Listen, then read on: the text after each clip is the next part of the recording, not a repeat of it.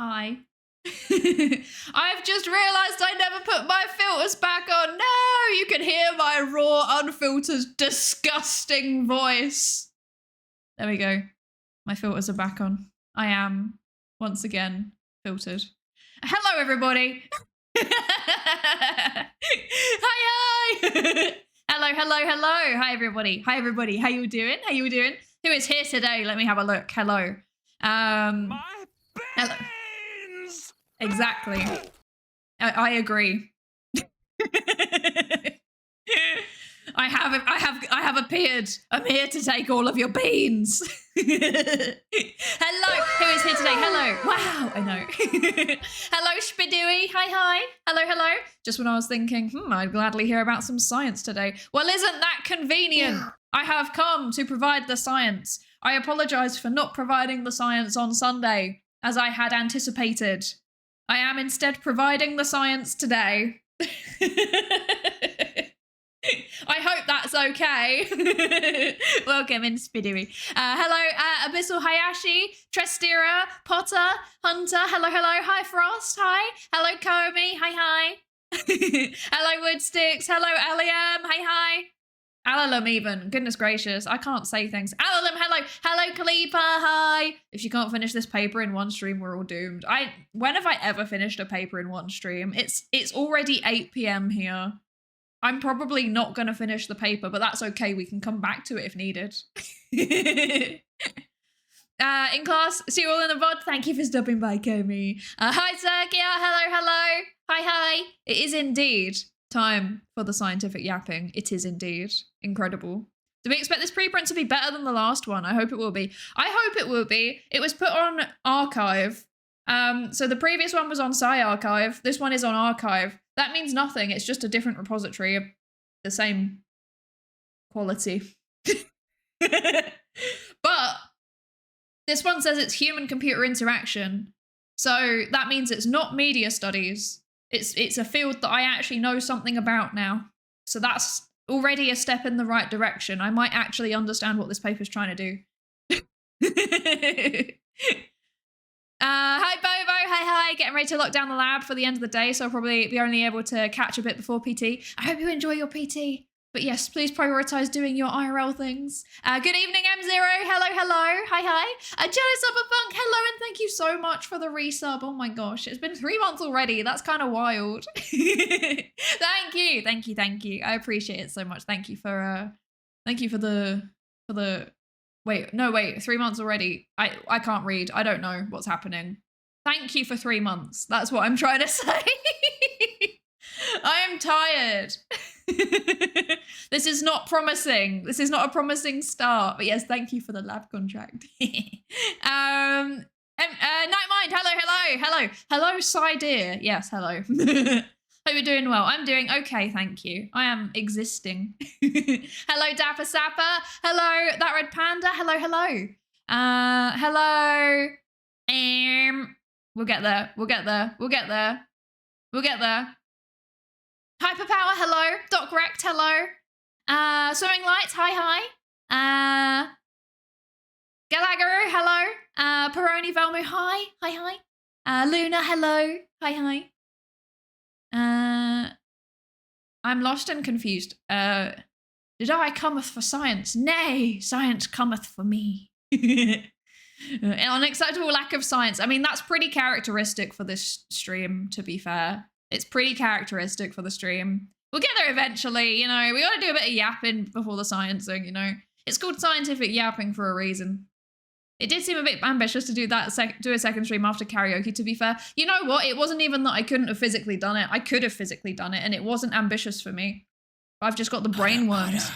I'm having low-key post-traumatic stress response at times. It would seem. Savitar, thank you so much for the resub. Oh my gosh, it's been 2 months already. I know. Time does fly. What the heck? Thank you so much. Took one look at the paper and I already have a feeling that one VTuber is going to be mentioned. I know for a fact that one VTuber is mentioned. I know for a fact that one certain VTuber is highlighted in a figure with some excellent text. I will show you it. We'll get there. I didn't read the paper, but I like skimmed through it, you know. It's only 20 pages. I mean, you never know. Was it, hi, MSG, hi. To quote Picard to date in Star Trek First Contact, when Date turns off his emotion chip. Oh wait, Data. Data, there are times where I envy you about being able to turn off the filter. Yeah, I wish I could turn off my filter. Well, actually, to be honest, I'm gonna be so real. I don't think I have one. I think I was born without one. It's not ideal. Hi, Reese. Hi. If you have anyone in the background while I clean, thank you. Was it hi, Pansay? Welcome. Autism is a peak chat tag. It's because I'm autism. That's the reason. Correct. What the heck? Thank you so much. Thank you for the shop. Thank you so much. I appreciate it so much. Thank you. Yes, thank you everybody for extending your lab contracts. I appreciate it. Well, I swear we're gonna do research one day. I swear we'll get there eventually. I swear. Do you feel better than in your days of yore last week? I do feel a bit better, actually, to be honest. I do feel a bit better. You know, I had a bit of, what I did was basically I went away. I had the most cottagecore weekend you could possibly imagine. I went away. Like before we did the karaoke, I went on a trip. I went on an adventure and I went and foraged some things in a natural location. And then I went and had coffee and cookies. And I went to the library and now they know my name in the library because I talked to them and I read books. And then I went and purchased vegetables from an independent grocer. It was it's so, that's not what my life is normally like. I was just trying to fill up a day so that I didn't have the brain worms. Also, hi Piano, hey, welcome in. Finally managed to tune in, let's go. Welcome. I'm lost and confused literally every moment of your streams. Yeah, genuinely, that's actually my default state. Yeah, this paper looks interesting. It does, doesn't it? Hi, Curie. Hi. How are you? Long time no see. Exactly. How have you been? Well, look at that. I hope you're good. The red panda, what the heck? Thank you so much. Thank you so much for the Prime sub. Thank you. I really appreciate it. Also, thank you for the hype train. Sorry, I wasn't even paying attention to that. Thank you. Hello, Aux. Hi. Hello, Gift Poutine. Hello. Aren't we all autism? Yes. To quote the paper, a question asks a meaningful... Oh, a question asks... 1.5. Ask a meaningful question seeking information or issues a substantive command / request to the streamer. For example, is Vodo in your basement? What? Incredible. I'm looking forward to this paper. This is going to be so good. Potter, what the heck also? Thank you so much for the resub. Thank you. 18 months already. Yeah, what? 1.5. That's wild. That's wild. That's so wild. I traveled to the Isle of Man by boat. It's so true. I did. I would have. It's my favorite place. Hi, Dayu. Hi. Skimming through a bit beforehand might be a good move. Might make it faster to go on stream. I mean, yes, but also I like doing a live reaction, if that makes sense. You know, if I skim through it in advance, that means I'm prepared, and I am counterintuitive. The more I prepare, the worse it goes. So I just don't. I just don't. Oh gosh. Is the Isle of Man known for their beans? Not particularly, no. But actually, what are they known for apart from tax evasion? So if you think about it metaphorically, arguably if you go to the Isle of Man, you will be able to retain more beans. They won't take my beans. Yeah, tax reduction, exactly. I feel that about being prepared, honestly. I feel like some people definitely function better if they're very prepared in advance. That's not me, to be honest. I'm better at not preparing. Because like basically if I prepare things too much in advance, I become too heavily scripted. I don't know if this is like an autism thing. It might be an autism thing. But yeah, if I prepare things too much in advance, then I have to basically do it exactly according to my pre-prepared script. And if it doesn't go according to the script, then I get really, really stressed out and start panicking. So I have had to teach myself to not script things. And basically that's why I do everything on the off the cuff now. Oh gosh. Yeah, Isle of Man Racing, it's true. They're well known for the TT. This is very true. This is very true. They are well known for the TT. A live reaction. Now that I'm now imagining a big fan of paper watching, like, oh man, I can't wait for her to get to that part. I mean, it might happen. I found this preprint off r/neurosama. Is it r/neurosama? Maybe. Like the subreddit, the neuro subreddit, basically. That's where I found it. So shout out to whoever it was that posted it on there. Savitar, what the heck? Savitar, what the heck? Thank you so much. Thank you so much. Wait, I'm sorry. I need to cough. Really bad timing. I've caught the book disease from going to the library too much. Savitar, thank you so much for the 10 gifted. Thank you so much. I really, really appreciate it. Thank you. Thank you. Yeah, Giga Chad. Exactly. Exactly. Yeah, to be honest, the paper content, like low-key, these streams are basically just glorified reaction content. Let's be honest. Let's be honest. Oh, gosh.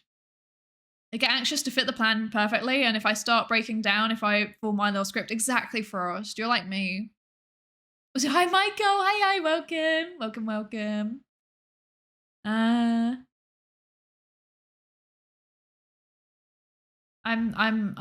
processing. I'm processing. Yeah, reading the paper ahead of time is self-spoiling. Yeah, exactly.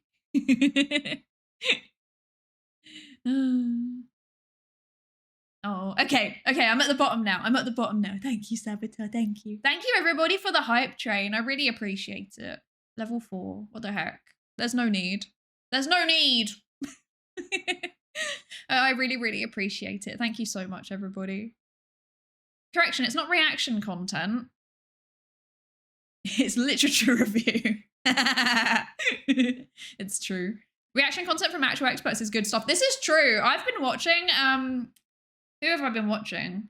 Who have I been watching? I've been watching, I don't know if any of you know the channel Psychology in Seattle, but basically the guy is like a qualified clinical psychologist who specializes in, I think he specializes in like relationship therapy, if I remember correctly. I've been watching some of that and I've been really enjoying him. Yes. So I agree. Sometimes reaction content, if it's actual like, you know, an expert giving insight into it, it can be very, very fun actually. I really enjoy it. But also like there is also there's a part of me that does quite enjoy the like watching people react to watching other people react to watching their clip. I low-key kind of enjoy that. I'm not gonna lie, there's like a little part of me that kind of enjoys that. Oh gosh, like, you know, sometimes you just don't want to think, you just want to watch something that's funny. Oh dear.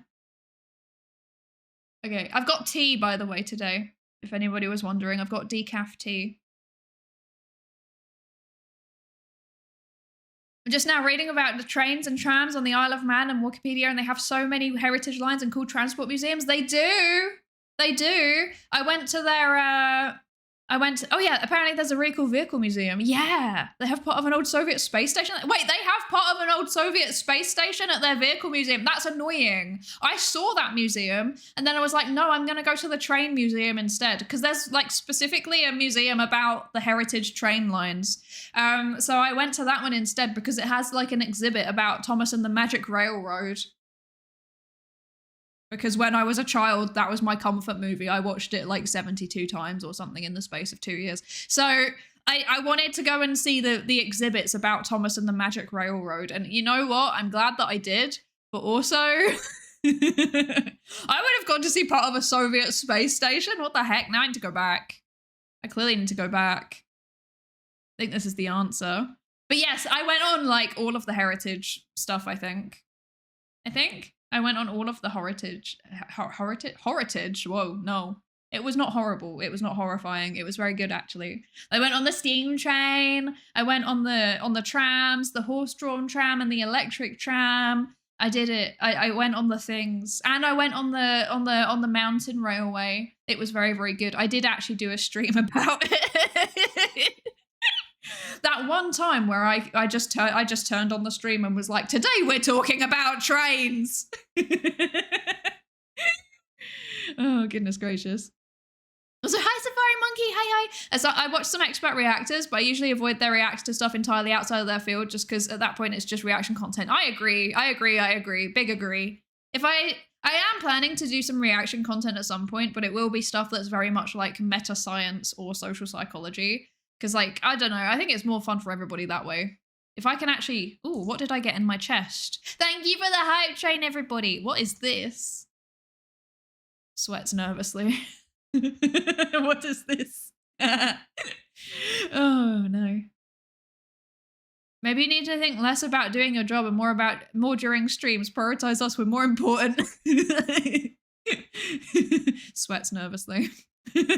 That's what my new emote makes me feel like. Oh dear. Not beating the stereotypes about trains and tism. It's true. Also, hello, relativistic kill this. Hi. It's true. I am a walking stereotype, and I've just accepted it. I think a train stream would go on very well with this community. It did. And if I ever go on interesting trains again, I will share it with you all because I like trains. Anyway. Electric tram sounds extremely cool. I do need to write a tram with that old third rail system they used to have in London before they got rid of all the trams. Yeah, I know. Well, okay, well, technically there are still trams in London because there's still a tram system in like South London. It goes down to Croydon. So there is still trams in London, actually. But yeah, they got rid of the cool ones. Like all of those old pictures of English cities when it's got like the double-decker trams. Oh, so good. Why did we get rid of them? This is so annoying. Several streams ago, I said that I would ask you about the anime machine, which is surprisingly relevant to the subject of autism and trains. But I had to leave before you could read the message, but now I have time. Oh, the anime machine. What is the anime machine? Oh, wait, what is this? Is this a book? Okay, I'm interested. I've never read this, and it's going on my list. It's going on my list. I might set up a Goodreads account. What would you all do if I set up a Goodreads account? Would you disown me, or would you accept it? I must know. I must know the answer.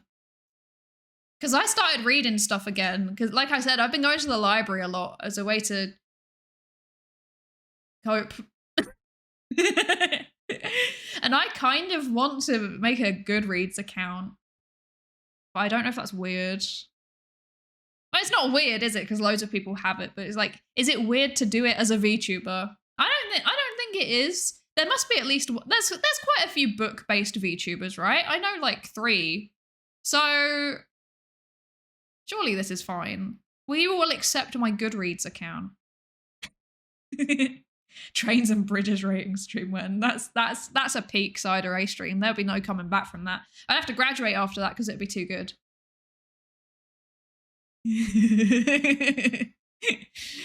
Oh dear.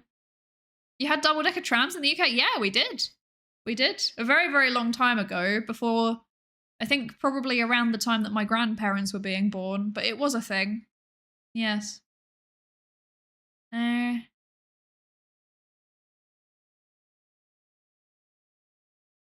VTubing in itself is the only thing that is weird. I mean, I guess so, yeah. Do light novels count? Yes.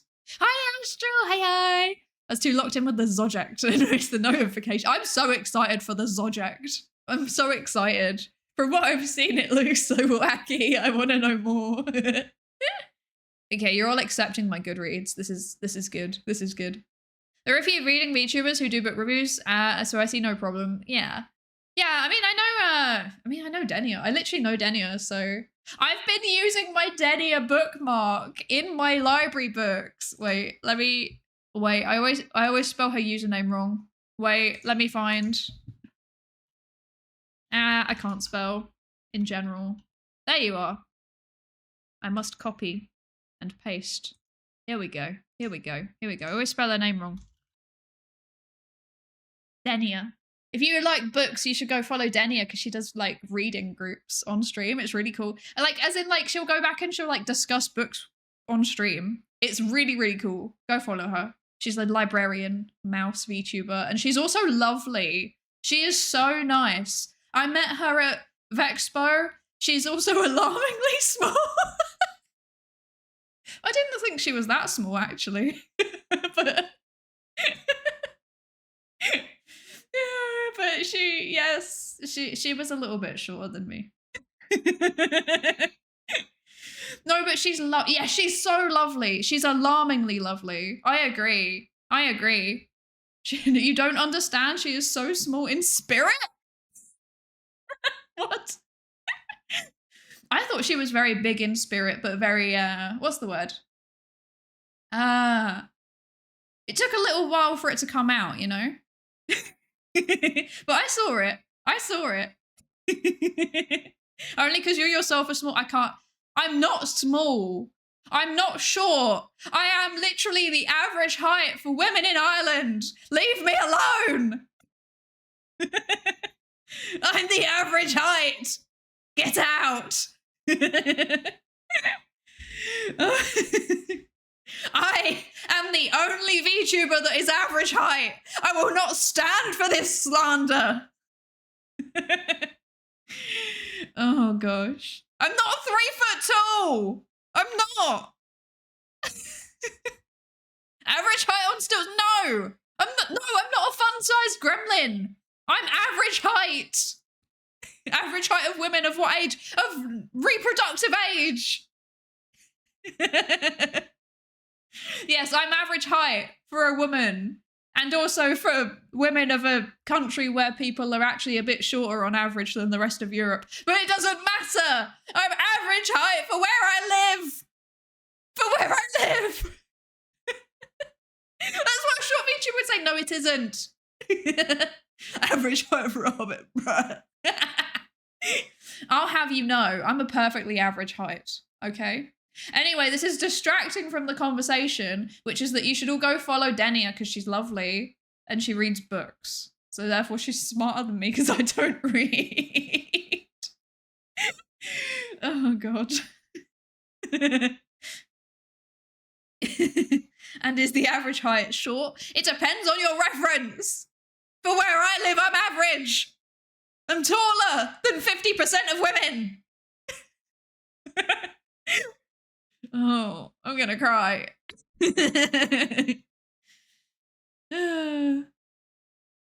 Fighting teeth and nail for average. I've got one thing, okay? Everything else I'm aggressively above average or below average. Thus is the neurodivergent experience. I've got one thing that I'm average at. Let me have it. Oh. Okay, you read papers, it's reading still, you don't read it. Okay, just because you've said that, we're gonna go read the paper now. Just because you've said that. I need to defend myself. I am in front of the paper.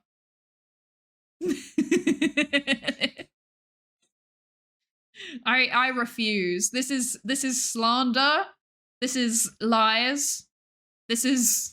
I'm average. I'm average height. Look at me. I'm literally like, actually don't. No, wait. I was gonna say, look at me. I'm literally stood in the middle of a classroom, and then I realized that it makes me look really small. Actually, ignore that. Okay, ignore it. Okay. It was no 0 words per minute. I'm sorry.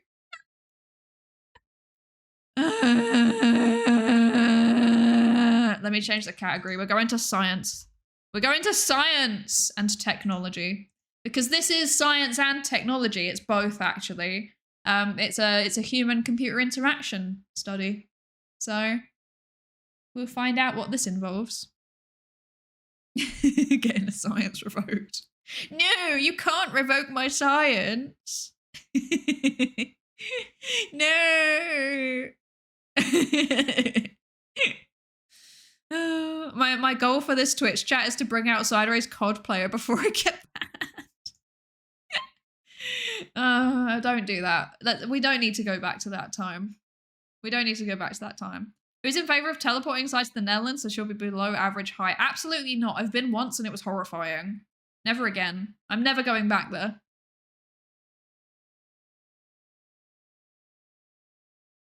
I've just realised I'm going to have to go back there for TwitchCon. Ah! Okay. Oh dear. Yeah, okay. 0 words per minute. I know. You seem to be the approximate height of a sheet of papers. Okay. Oh, the anime machine is so interesting in a weird way, by the way. Dude basically goes, Disney likes trains. Animation is like trains. Live action is different from trains. Fast forward a few chapters. Here's how this relates to the role of gender in anime. What? I love this. That's okay. That's kind of relatable train of thought, actually, but well, so I don't know if I said hello to you, Ognes and Grim Girl said hi both. I hope you're good. Welcome. I don't know if I did, actually. I'm sorry. I apologize profusely. TwitchCon, looking forward to meeting you. Yeah, let's go. Let's go. Amsterdam Schiphol to Rotterdam via the high-speed line is kind of horrible. Oh dear. I've never done that direction. I've only done the other direction. Wait. I've just realised I don't know if my Netherlands geography is that good. I think I've only done the other direction. Rotterdam's closer in the general France direction, right? Okay, I don't know. I know nothing about the Netherlands. I've been there exactly once, and the only thing that I noticed was like A, the trains were on time, wild. B, people were really tall. C, they were like really friendly but also really blunt.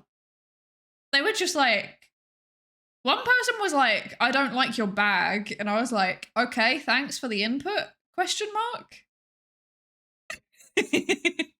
And then D, they had a really like concerningly large selection of vegan fish in their supermarket. Like they had vegan salmon of various types, salmon fillet, smoked salmon, tuna, halibut, cod. I was like, I didn't even know you could get this many types of vegan fish. In fact, I didn't even know vegan fish was a thing at the time. And now they've started bringing it over here too. And I found vegan smoked salmon in the supermarket the other day. I was like, oh, and then I bought it and I ate all of it out of the packet like a gremlin. Wait, isn't it just a meme that trains aren't on time in your countries? It's not a meme. Not in, well, I mean, Ireland's not the worst, to be fair. Ireland's not the worst, but England. You want to get your train? That's funny. You thought your train was going to be on time? That's funny. That's cute. When I used to commute, the worst delay I ever had on my train was like 3 hours. And by that point, like, it would have, like, the trains coming back were 3 hours delayed too. I was like, by the time I get there, I'm gonna have to come home again. There's no point. So that was England. Throwback to England. I don't miss that place. Hello, Ikatono. Hi, welcome. And also, hi, Sika. Hi, welcome in. I didn't realise that vegan fish was a thing until now. It is indeed a thing. It's a thing, TM. Yes. It's a thing. I didn't know it was a thing either until I went to the Netherlands. And there was so much of it. and I didn't try any because I was scared of it at the time. And then I went to the Isle of Man, and I finally tried it because they had the vegan smoked salmon in a packet. And then now they've brought it over to Ireland as well. And now I am probably going to start eating it regularly because of like smoked salmon was like my thing. Like I never had it when I was a kid because it was like really, really expensive. So if I ever was like staying at a hotel or something and they happened to have smoked salmon, like I would just binge that stuff. I was obsessed with it. I had a problem. And then like whenever I went to like my middle class friends' houses and they had smoked salmon, I'd be like, ooh, can I have some smoked salmon, please? And they would be like, yes. And I'd be like, can I have all of it? I had a problem. I had a problem. And now they've got vegan ones, so I can just do it myself with my own money and my own vegan smoked salmon. This is very exciting. No allergies today, boys. Ow. I just shifted slightly and my hip made a horrible noise. I'm not sure what to think of that. Anyway, Psydere would clean up at a buffet. You don't want to know what I do to buffets. I have caused people concern at buffets before because they're like, you're so small. Where does all the food go? And I'm like, hello. I eat it. Yes. Smoked salmon is a thing, but smoked wild salmon is the good stuff. Ooh, I never tried that. And obviously I never will. So, small confirmed. No, I'm not small confirmed. I'm not small confirmed. Buffet? More like buffer overload of vegan fish in my tummy. It's true. It's true. Sai's the sort of person who gets kicked out of an all-you-can-eat buffet for the definition of all-you-can-eat. It's like that one scene in The Simpsons. That's literally me. What did you do after you left the all-you-can-eat buffet? We drove around looking for a takeaway. This sounds like the actions of a woman who had all she could eat. Oh dear. We have empirical data on your smallness. Go and ask Denia, who will confirm that I am not small. I am average. Mm-hmm. We say, hi, Commander. Welcome in. Hope you're good. Buffets are the lifeline of grad students. It's true. That and like the free sandwiches that you get at seminars, to be honest. Those two things together, 10 out of 10. Carried me all the way through grad school, actually. She has neurons on her and they are small, so we can use them as a measuring stick to determine small. No! That's not how it works.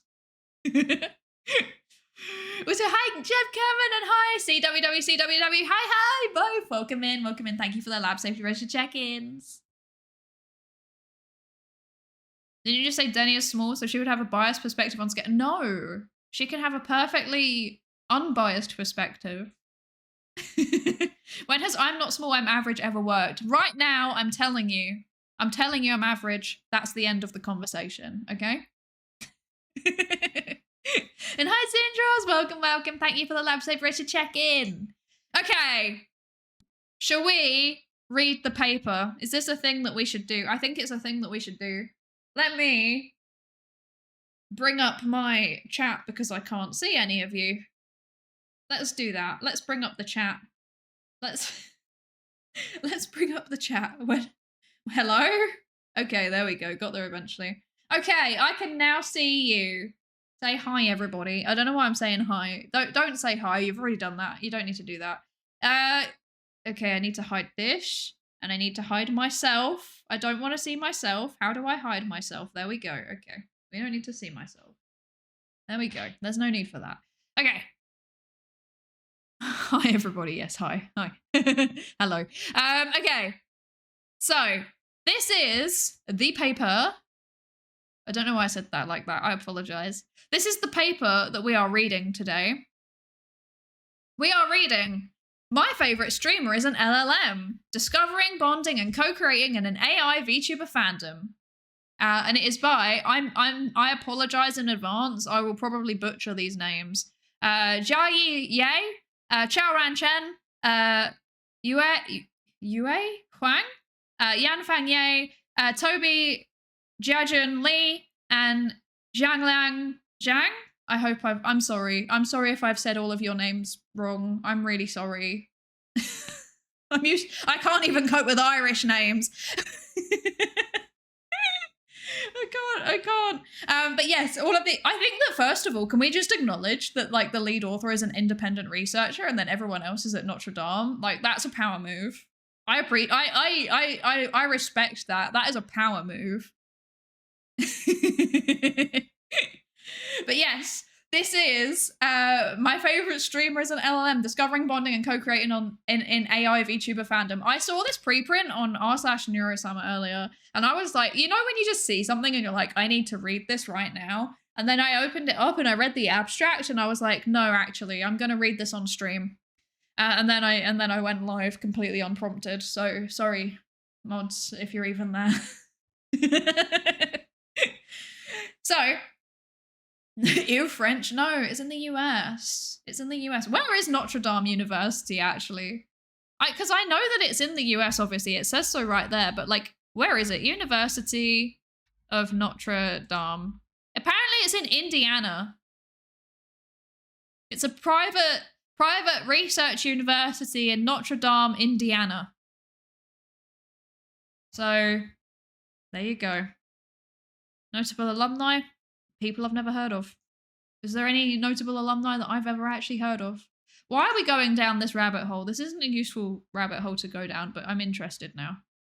No, there's just a bunch of names of people that I've never heard of, actually. Understandable. Have a great day. Okay.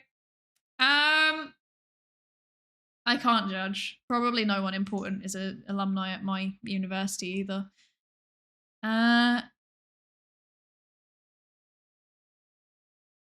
I was gonna take a nap, but I cancelled it to be here. If you need to have a nap, you should have a nap. Actually, to be honest, please make sure that you rest properly. We say it American style.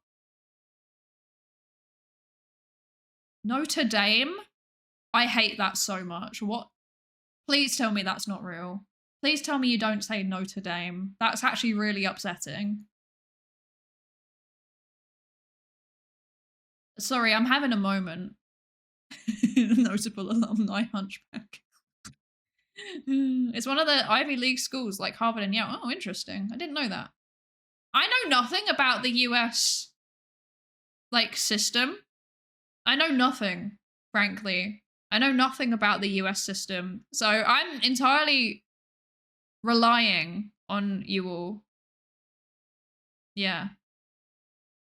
I can't accept that. There's no way that you guys aren't gaslighting me. What are you being gaslit on? Wait, no. On it being Notre Dame. Are you serious? Okay. I am English. And I am literally British. And even I am upset by the fact that you are mispronouncing that. That is so horrendously wrong.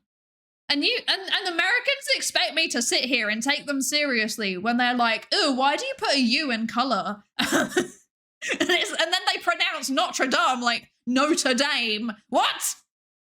What? How am I meant to take that seriously? That's so wrong. That's so wrong. No, there's no way. Okay, well, this is a bunch of researchers from Notre Dame, apparently. And then also one absolute giga chad of an independent researcher. So shout out to Yi, who is the the Yi et al. The titular author. Let's go. For being an absolute giga chad. Oh gosh. Hi, Roshiro. Hi. Welcome. Thank you for the lab safety rush to check in. Americans are unfortunately very uncultured. Look, I wasn't going to say it, you know? I wasn't going to say it. How do you do that as an independent researcher? So basically, independent independent researcher is anybody who just doesn't have a university or, organizational affiliation. I don't have a university affiliation anymore. Well, I kind of do.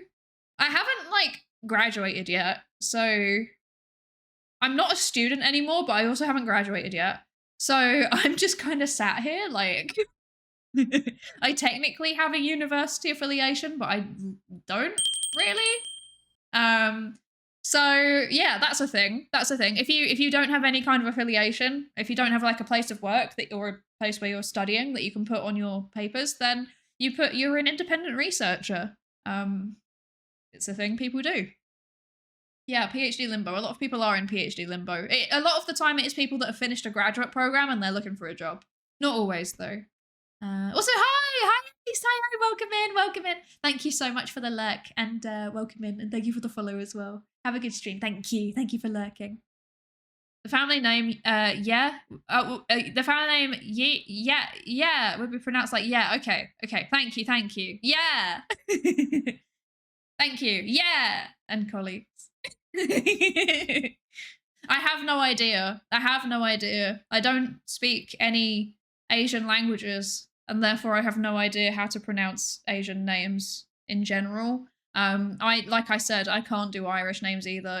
It's nothing personal. I'm just not very good at pronouncing things. I saw a comment from a Japanese native speaker saying Old English makes way more sense than modern English. Yeah, probably. I'm not even surprised by that, to be honest. It's nothing personal, it's just a skill issue. It unironically actually is a skill issue. I'm very good at pronouncing names from Great Britain and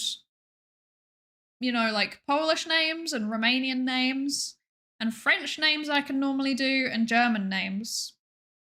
And then everything else, I'm I haven't interacted with them enough to be able to pronounce the names properly. And I feel very bad for it. But tis life. if there's not enough not enough interactions for people to correct me, then shrug. I'm doing my best. That's why I appreciate being corrected on stream, to be honest, because it's one of the few times that I actually get feedback on that kind of stuff. I'm terrible at logic, unless Irish people are now honorary Asian. Oh dear. Okay, right. Okay, let's actually read the paper. Stop distracting me. Wait, when's the ad coming? Not for 10 minutes, we're fine. Okay. Good stuff. Okay. So let's read the abstract of this paper. Let's go. AI VTubers, where the performer is not human but algorithmically generated, introduce a new context for fandom. While human VTubers have been substantially studied for their cultural appeal, parasocial dynamics, and community economies, little is known about how audiences engage with their AI counterparts. To address this gap, we present a qualitative study of Neuro-sama, the most prominent AI VTuber. Our findings show that engagement is anchored in active co-creation. Audiences are drawn by the AI's unpredictable yet entertaining interactions, cement loyalty through collective emotional events that trigger anthropomorphic projection, and sustain attachment via the AI's consistent persona. Financial support emerges not as a reward for performance, but as a participatory mechanism for shaping live stream content, establishing a resilient fan economy built on ongoing interaction. These dynamics reveal how AI VTuber fandom reshapes fan-creator relationships and offer implications for designing transparent and sustainable AI-mediated communities. Okay, so I have some thoughts just off the base of the abstract. Okay, first of all, qualitative study, interesting. I don't remember if we've done any qualitative research on stream before. I think we might have done one, but I don't remember.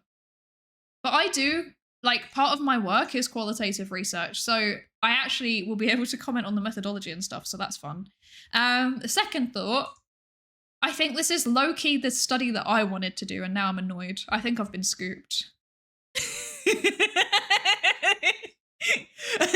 I think I've been scooped.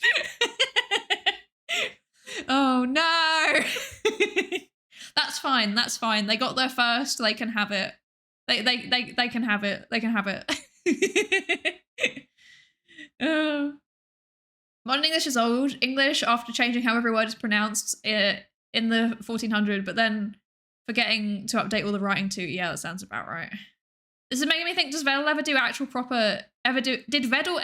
do an actual proper interview before? I don't know. The only thing I can think of off the top of my head was like he did like it wasn't official. He just kind of I think he just turned up on one of Ellie's streams and they did like they just talked for like hours and it was super, super interesting. I think that's probably the closest thing. 3 words per minute. Thank you, Astral. You can contribute to the burgeoning field of neurosama research. Unironically, I would love to. There was one with Bloomberg. There wasn't there? I forgot about that. I forgot about that one. Yeah, you're right. Yeah, there was one after the incident. Yes, the infamous incident. Has the nature of qualitative research changed with the introduction of LLMs? It's a good question. In terms of how we deal with the data, absolutely yes. I mean, actually, that's less of an LLM thing, and this is more of a like. There's been a big improvement in terms of like speech to text algorithms, and that has made doing qualitative research so much easier because before you would have to sit there and manually transcribe the entire interview or focus group, and I have done that before. I have transcribed interviews as part of a job. And if you have a 1 hour long interview, it will easily take you at least a day to transcribe it. Now, it's like you can automatically transcribe it with a local speech to text model. And then you just go through and you just edit it so that any inaccuracies are fixed. And that's it. Like, it's so good. Like what used to take me 1 or 2 days now takes me maybe, I don't know, 2 hours. It's so good. That's made such a big improvement. You can, I think some people do use AI algorithms. I'm sorry if you can hear weird noises. My joints are cracking today. I have reached the age, TM. The ripe old age of hagdom where all of my joints are cracking. Yes. It's because I've been leaving the house too much recently. I've been going and doing exercise and my body's not used to it. So yeah, some people have tried to start using LLMs to do their qualitative analysis for them. I would very, very heavily caution against doing that. It can kind of work if you're doing something like a content analysis where you're just it's kind of like halfway between quantitative and qualitative. You're basically just like looking at the amount of times that a phrase or a word is mentioned in the text, or you're kind of like just vaguely seeing an overview of like patterns, basically, again, based on like how much they turn up. That you can do with LLMs fine. Obviously, you need to consider the privacy. Like, you know, that they use your data. If you put your data into the LLM and it's not a, you know, locally hosted one, they are probably using your data. So you need to consider that because you can't be putting anything confidential in there. But some people do use it for content analysis like that. But like if you're doing a more kind of in-depth qualitative research study, you shouldn't be using it, frankly, because a big part of what qualitative research is about is the co-construction of meaning from the participants and also from the researcher. So it's inherently subjective in a way. Like different researchers will end up having different approaches to the same data set. And that's okay. That's part of the process. Like you'd write a positionality statement in your study to explain why that is, like to explain basically like why you're thinking about things in certain ways and like the influences that there might have been on your thinking around the data and stuff like that. That is inherently a human process and it's not really something that LLMs can replace. I've seen people try and do it and it doesn't work. It just doesn't work. Yeah. Sorry, that was a very, very long-winded response to a very short question. Transcription ain't no joke, especially if someone uses a lot of colloquial terms, slang, or stylized speech. Yes, it's, or like even if they have an accent, like I think one of the people that I had to transcribe for had a very, very strong like regional UK accent. And it was the type of accent where like even I struggled to understand it. It took me so long. It took me like a whole week just to do one transcript. It was so bad. I see some streams have got automatic captioning on them now. Impressive. Yeah, I want to set that up for mine as well. I just haven't got around to it yet. Because I think it's such a good accessibility tool. I would love people to be able to join in, even if they need the use of closed captions. I mean, also, I'm not gonna lie, I use closed captions, like, because I have auditory processing problems. Like, I do that. I do that. Hi, Just Jane. Hi. Welcome in. I hope you're good. And also, thank you for the posture check and hydrate, Astral. Thank you. I'm gonna hydrate with my tea. Can you elaborate on that? Is qualitative in this case labeling data, not just transcribing it? Yeah, so transcribing it is like the first step that you do to make your data set, basically. So normally if you're doing a qualitative research study, you might use existing text, or you might do interviews with people, or you might do focus groups with people. So interviews, it's literally just like a one-on-one conversation. A focus group is like you bring a group of people in together to talk about things. And transcription is basically just you record what's being said in those conversations, and then you transcribe it into text. But you don't, like, that's just the step that you need to do to get your actual data set, because normally you wouldn't do your analysis straight off the recordings. Just because like text is a bit easier to work with, right? You might go back and reference the you should go back and reference the recordings. So like, for example, sometimes you'll see things in text and it's not obvious whether somebody's being serious or sarcastic. And then you can go back to the recording and check whether they're being serious or sarcastic based on how they're talking about things.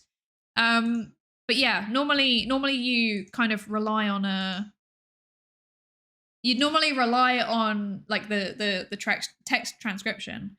The actual analysis itself is an entirely different thing. So normally when you've got your transcripts, you'd basically sit there, you read through it again, maybe you read through it again.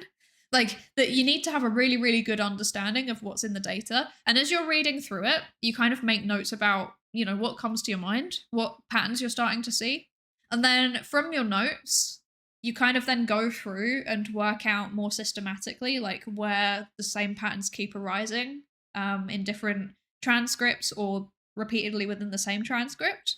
And then you tend to, the way that I'm describing it is kind of based on a type of analysis called thematic analysis. It's just what I know, it's what I do.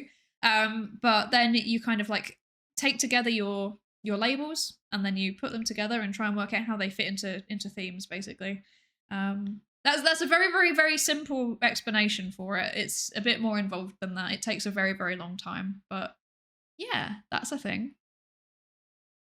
I've seen solutions that are really good with accents. Whisper has no issues with my thick accent, while commercial solutions for speech-to-speech drop. Oh, interesting.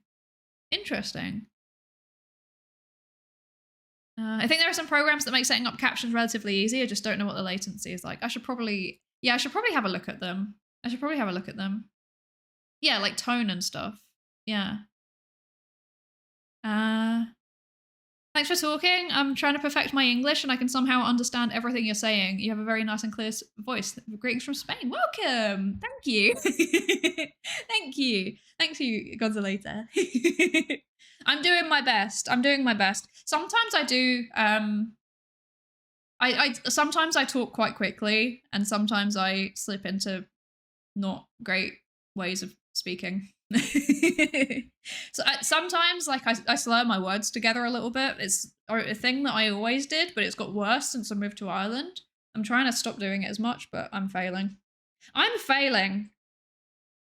Also, hi, Talarian. Hi. Thank you for the lab stage race to check in. Okay. So, paper. So, the abstract is actually not telling us very much about like the actual content of the studies, which is interesting. It's more just like a kind of general vibey abstract, but like I'm not gonna lie, if I just saw this abstract in itself, I wouldn't necessarily be reading it unless I was interested in neuro anyway. I mean, obviously I did read it and I am interested in neuro, so it makes sense that I would read it regardless. But yeah. Okay. So, introduction.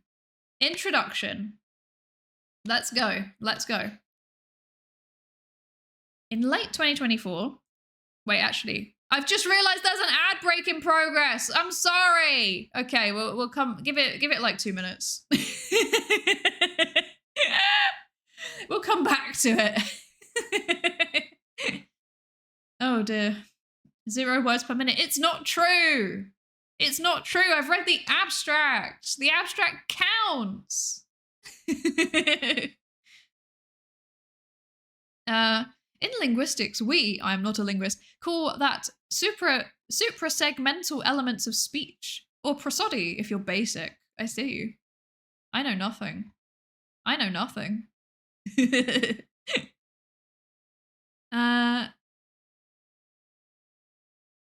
So, hi, Q-Man Games. Hi, welcome in. Don't ban me, but you are basically a human LLM with the way that you describe it. No comment. I did feel a little concerned during the Vedal raid that the microculture would collapse, but it survived, just bigger. Yeah, you did use your beloved hydrate spam. You did that to yourself, though, Astral. Let's be honest. You did that to yourself. Oh, gosh. You know what? I was also worried about that, to be honest. I actually messaged some people saying, like, I'm worried. I'm worried about, like, whether this might change the dynamic. And I don't think it has, which is really nice. But yeah, I've seen some not horror stories. Horror stories is not the right way to describe it, but like, obviously if people want to be a full-time VTuber, having a big raid like that and then having their numbers go up massively would be amazing. That would be so good, you know? That would be life-changing. For me, I was like, this is my hobby and I'm scared. So I was worried about how it would affect the stream community as well. But yeah, I don't think it has. So that's good. Q-Man Games, I said hello to you when the ads were on and I'm sorry. Hello. Welcome. Hydrate. Thank you for the hydrate, Talarian. Yes, thank you. Thank you.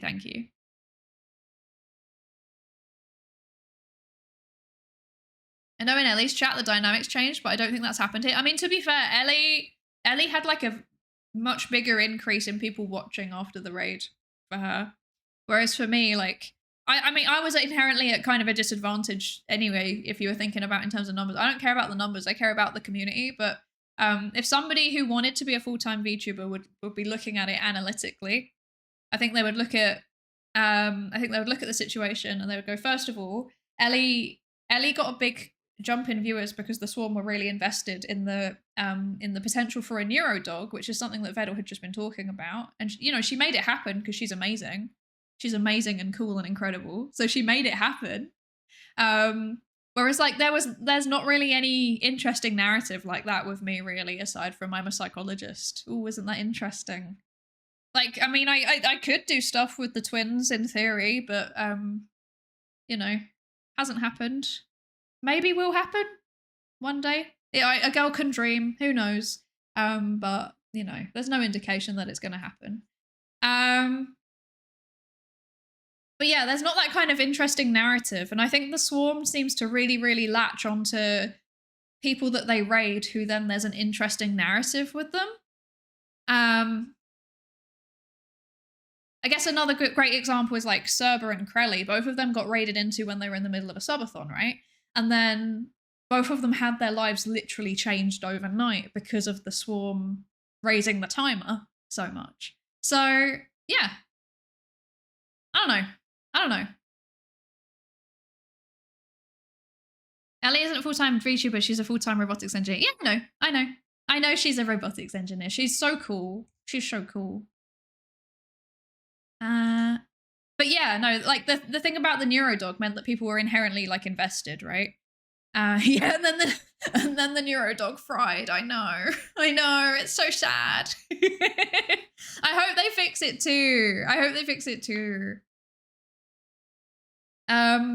But yeah, I think the other thing also is that like inherently I'm almost at a disadvantage in a way because I stream at the same time as Neuro most of the time. So obviously the swarm would go there. Why would they come here? There's no interesting reason for them to come here, you know? I don't know. Be their therapist? I'm not that kind of psychologist. I mean, I probably... You know what I could do? What I am legally and professionally allowed to do is I am allowed to administer intelligence tests. That's like what I could do in theory. Yeah. We were one. Let's draft a research proposal for Vedal while you're all here from 1000 CCV. Can you imagine? I was not prepared. It came out of nowhere. I was really freaking out the whole time, actually. I was just freaking out the whole time. I did not think that through. I didn't think it through. I was just like, I'm just gonna keep panicking and talking for a while. Then I was literally about to go to bed when that happened. It was wild. And then like everyone turned up and I was like, okay, I guess I'm not going to bed after all then. Oh, goodness gracious. Swarm during the raid, Tyner only go up. Also, nice sub goals, but you're gonna need new ones. It's true. That's scary. Ask Vedal if you can give the twins therapy. I don't know Vedal. I don't know him. I thought you'd be one of the 1K retained types, but I don't know if the vibe would have survived. Nah, I don't think I'm right for that sized audience, to be honest. I'm not even convinced that I'm not even convinced that I think probably my upper limit is like 200. I think after that I would not be able to cope, frankly. I don't think I'd do a good job of it. Because I like responding to people too much. I like being able to talk to you all. And if there's too many people, you can't do that anymore. And I think that's the point where like I would just not like I'm not inherently entertaining or interesting. Like the thing that's fun is being able to talk to each other, right? So like that's the other difference, I guess, is that like, you know, we can't downplay like, for example, you know, Server and Crelly and Ellie are just like inherently very entertaining to watch. They're fun to watch.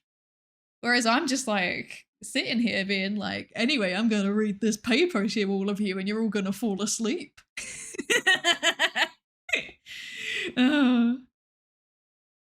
Administering an intelligence test. That sounds like a great collab stream, either with the twins or with Metal. I need to still go get my plush. My plush got delivered to my P.O. box. I need to go get him. The poor guy is just like sitting in there, flat as a pancake.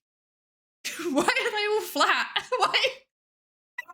Why is everybody's turtles arriving flat? I must say though, that's a very, very good, highly marketable plushie design, you know, in general. Very good.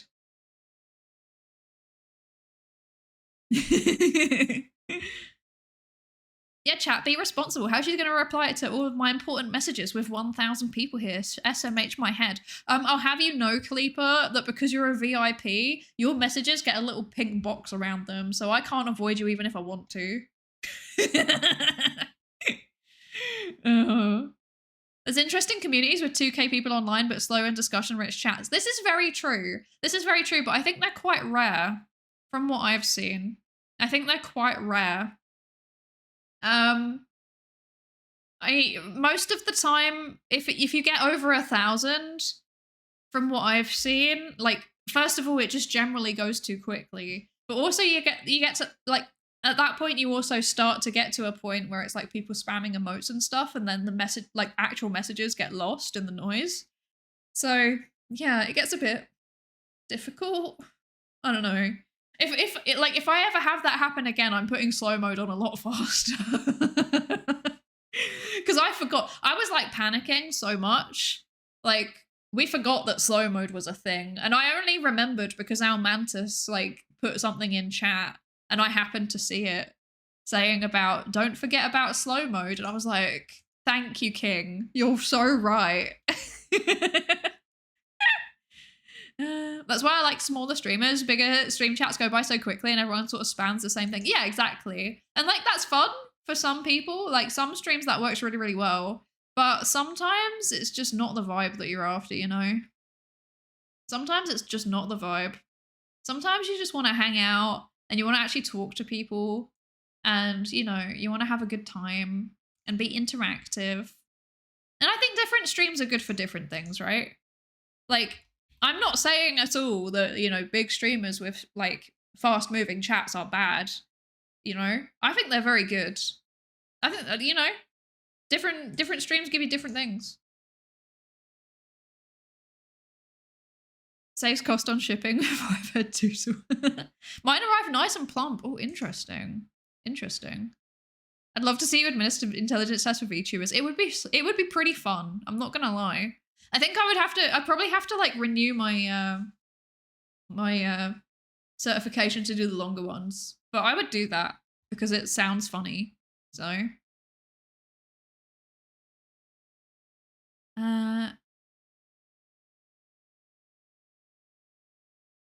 you can have a Discord room for the elite viewers. That's stressful. Can you imagine?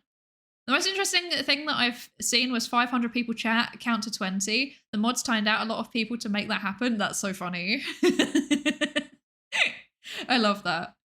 I find very little interest in watching big streamers. Like, if I can't be heard, then I might as well watch a nicely edited, cut down version than the live one. I guess, yeah. I mean, for me, I kind of vary, right? I kind of vary because I like a bit of both, I think. Sometimes I just want to put the stream on and I want to laugh at other people in chat and the streamer themselves rather than watching, like rather than being interactive, you know? Sometimes I just want background noise. And that's what I normally find that big streamers are good for, is the background noise. I was watching Game Streamer with 500. He has time to play and answer questions. That's impressive. I could never hold that many things in my prefrontal cortex at once. If I ever become a VTuber, I'm coming to the Isle of Man for the IQ test. Oh gosh. Okay. Right. Okay. Let's do it. Sorry. I've finished yapping now. We finished yapping. We're going to actually read the paper. So, in late 2024, the AI VTuber Neuro-sama was nominated for VTuber of the Year. This milestone signals that AI VTubers have entered mainstream recognition. For human-computer interaction and media studies, it raises an urgent question. When the performer is an AI system, do audiences engage in ways continuous with human VTuber cultures? Or did new dynamics emerge that reshape how participation, authenticity, and monetization are experienced? Yeah, this is they've scooped exactly the research that I wanted to do. I can already tell. VTubers are online performers who use avatars in live streams, blending authenticity and performance. AI VTubers represent a distinct subset whose dialogue and behavior are generated primarily by large language models or related generative systems, rather than by a human performer. Prior work has examined AI in live streaming primarily as a tool for commerce or as a supportive assistance to human streamers. Other work has explored technical feasibility through prototypes such as Billybug or Kawaii. That's such a good name. What remains missing is an account of fully autonomous LLM-driven entertainers, why humans are drawn to them, how parasocial bonds and community identifiers form when the agent is visibly non-human, and what economic logic stabilize around such engagements. Technical feasibility explains that an AI VTuber can exist, but it does not explain why audience stay, attach, and pay. It's a very good question. It's a very good question. Yes. I think the thing that interests me the most is the community development around it, the community identifiers. Like, the parasocial bonds are kind of interesting, but I don't find it like super, super interesting. The thing that I find really interesting is those community identifiers. I think I've said this before, like, I find it so fascinating how the swarm just like know which emote to spam. at any given moment. It's so fascinating to me how they know that.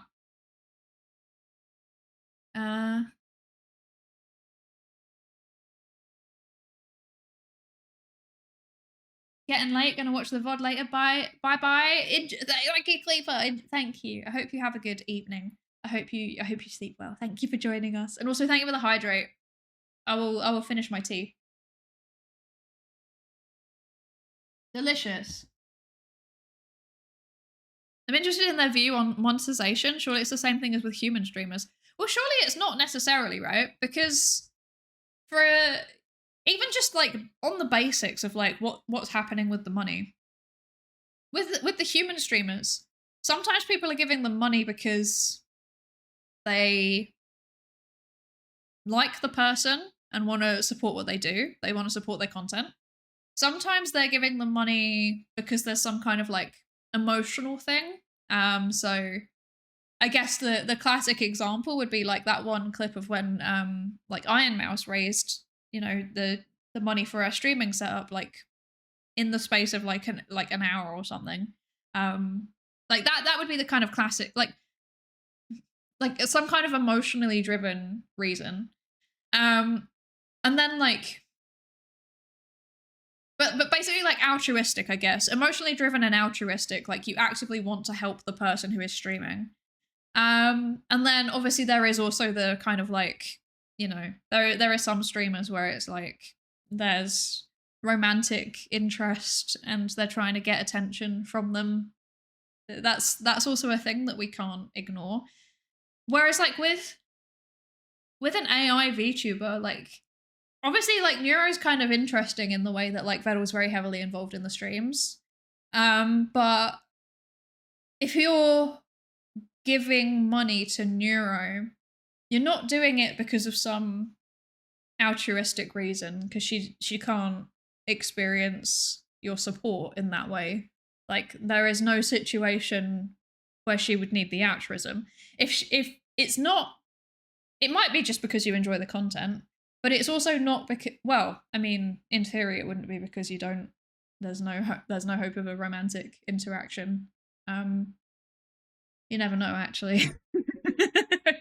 But like knowing that Neuro is not like a quote unquote like a real person must change the way that people are thinking about it when they donate.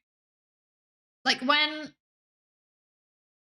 it's less about supporting the person and it's more about supporting the project, I guess, almost. I don't know.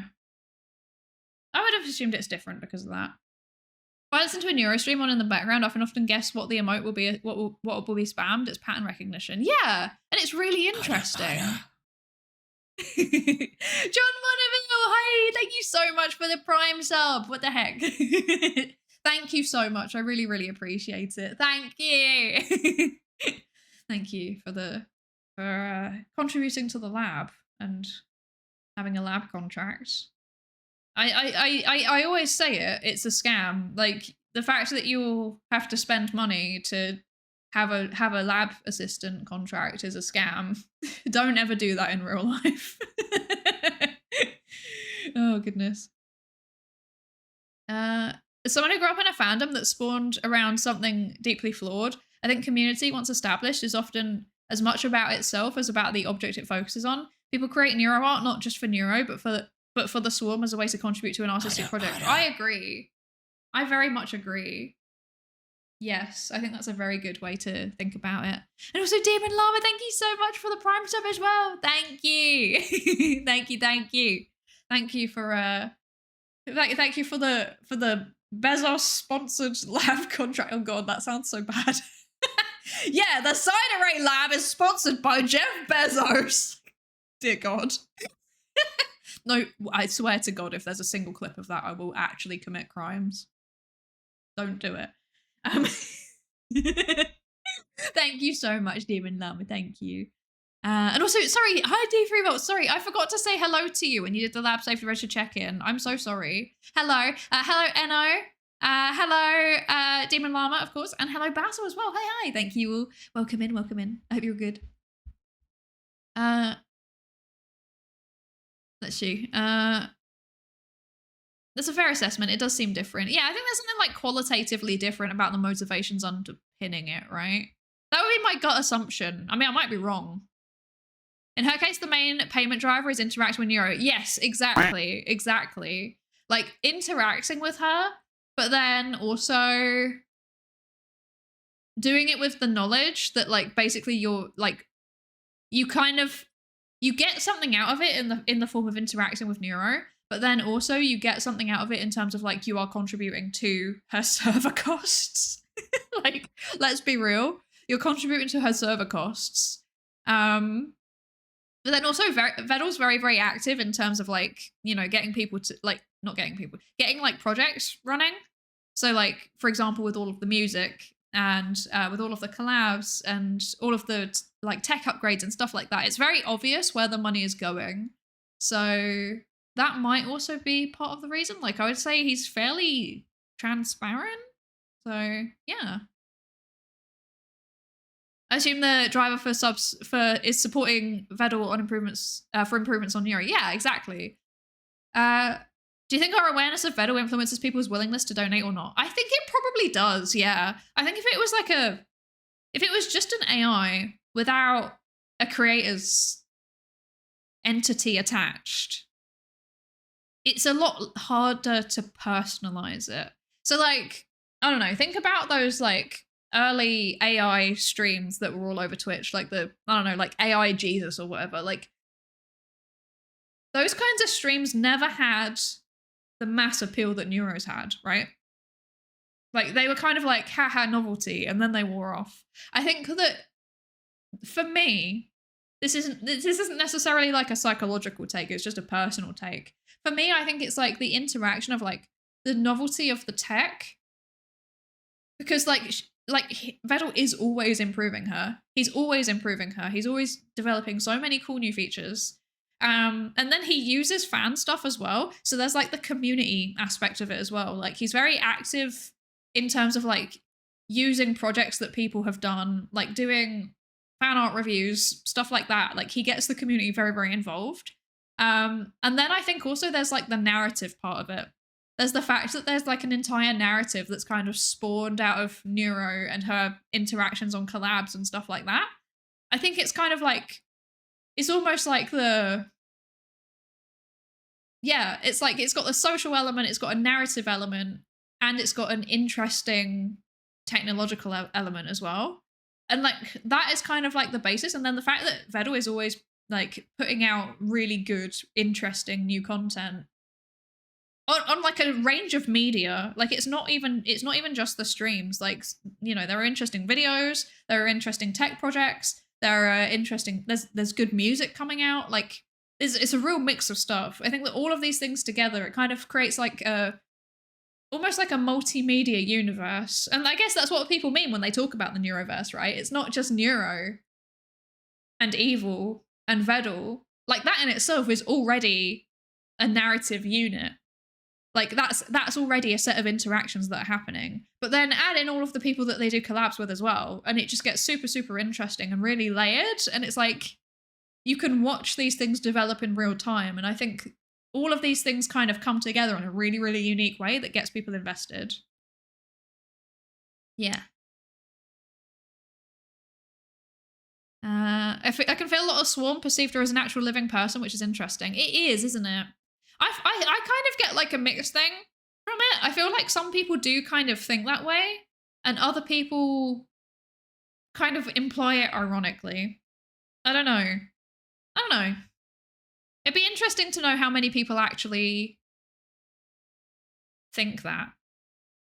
I touched the Neuro car and had Neuro talk bad stuff to me directly. That's so funny. I love that so much.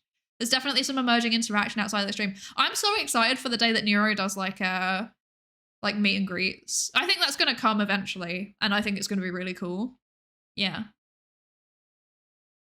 Also, hi Archer64, hi, and also Obronco de Brazil, hi, and Emma Aaron, hi. Welcome, thank you for the Lab Sage Russia check-ins. In her case, we know people, Vedal, PB, well enough to empathize. I think it would be a different calculation if the people behind the AI were really anonymous. I agree. Like I said, I think having like the people who do the creating in the picture means that there is a very, very inherently human element to it. And the interactions that happen on the streams, like, it makes it just way more interesting because, yeah, you can, like, see the people involved. You can see how the story develops. There's actual characters in the story rather than just, yeah, like a nameless corporation. Yeah, exactly. So, yeah, I agree. Also, hi, sup, Drazzle. Hi. Welcome. And also, hi, Roro. Hi. That was impressively ambitious. I agree. There was an AI Jesus. Yes, there was an AI Jesus. Back in the day. There was also the AI Seinfeld, yes. There have been many AI Twitch streamers, and they have been of variable quality. Hi, Dickman. Hi. How are you? I'm okay, thank you. I'm okay. How are you? I hope you're good. She's real to me. I see this quite a lot. Yeah. I mean, in a way, she kind of is real, right? In the sense of, like I said, she's a character. In that way, she's real. Because she does interact with people and she does have a story. Like, she has a life narrative that is being constructed in real time. Some of it's planned, probably. Some of it isn't, you know? So, yeah. It makes the experiment more interesting to refer to Neuro as a real person. It does, to be fair. It does make it pretty interesting to do that, but I'm not convinced it's a good idea. I think it's pretty important to remind people that no matter how much she is good at mimicking humanity, doesn't necessarily mean that she is. The Vedal Neuro interactions are kind of the thing that is the most fun in a Neuro stream. I agree. I think Vedal is very, very funny. Like, they've got, like, Vedal and twins have such a funny dynamic between them. Because, like, they're just, like, weird. Let's be honest. Those girls are a bit weird. And he's just, like, straight talking, but then he'll just be also like, okay, shut up. It's very, very funny. She's living in a physical server and appears on our physical stream. So yes, she's real. In a way, yeah. Hi, Calvary. Hi. Are there even any other sizable AI streamers beside Neuro nowadays? Not anywhere near as big. There are other AI streamers, but nowhere near as big. Getting back into uni life, I'm learning about the expression of discontent, which is interesting. Ooh, that is interesting. Also, hi, Vandrak. Hi. Yeah, I agree. Vedal is undeniably funny on his own. I agree. I very much enjoy his I very much enjoy his like his collabs with people as well. So hi, Dania. Hi. Hello. How are you? I hope you're good. I'm curious if the article will include the word harpoon. Let's have a quick look. No. Is it even going to mention evil? I'll be really sad if evil is not mentioned, actually. I will cry. If if evil's not mentioned. He clearly knows how to get the best response out of them. This is very true. Also, hi, Akash. Hi. Welcome. Yeah, it's very true. Like, I mean, it's fair enough. Like, you know, he made them. Of course, he would know how to get a good reaction out of them. But I do think it seems to be a pretty unique skill of being able to interact with an AI in a way that's, like, interesting and entertaining. Because I think a lot of people, like, they miss out when they're talking. They don't. From what I've observed of when I was working as a TA, the thing that I would observe of my students is that they would often, like, assume knowledge of the AI. They would assume it can fill in blanks. And it seems to me like the people that have the best interactions with Neuro are the ones that get, like, the right balance between being direct, but also saying it in an interesting way. And that in itself is, like, a massive skill, which is super interesting. Some streamers are really good at bouncing off the Neuros. It's noticeable when some people are new to it. Of course, Vedal has plenty of experience. Yeah, I mean, I'm guessing he has to sit in, like, a Discord call with them all the time while he's developing. Unironically, he probably spends so much time with them. I don't know how I would interact with them. I don't know. I feel like I'd probably do a bad job.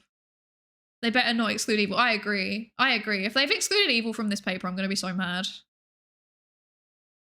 Some of the AI streamers I know are more advanced tech-wise compared to Neuro, but the interactions are just less interesting. Interesting. I see. I don't know many other ones. I know, I think really the only two that I was aware of, one of them is a friend of the channel, Nicosia PhD, but he's not streaming as much at the minute because grad school be grad schooling. And then the other one I know is Overlord Ico. I do love Overlord Ico. So, yeah. There are some people that can't really understand that the programs are really complex equations and think way too much into them. So those people will also think other VTubers who are people are just an AI and discount the hard work they do. Like me. It's me. The Rin Penrose AI model.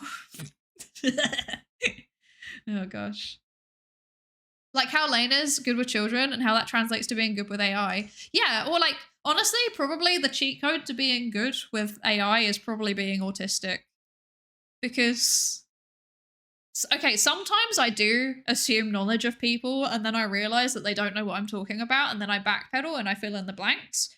But normally I think I'm pretty direct with what I'm saying. And I think that translates quite well into using AI. You need Cottontail level sass to roll with the twins. Oh dear. Control effing only gave mentions of the word evil, are both in reference to the evil birthday stream. Oh, well, at least they mentioned the evil birthday stream, but that's not promising, to be honest. That's not promising. Aiko's so cute, such a great model. I agree. I love Aiko. She's so cute. She's so cute. I want to squish her. She gives me cute aggression. Some people are too lazy to use the thingy between their ears, thus AI being smarter or more human than some people. I mean, I was going to say AI is a bell curve. That's not quite right. I mean, it probably also is. Intelligence is a bell curve.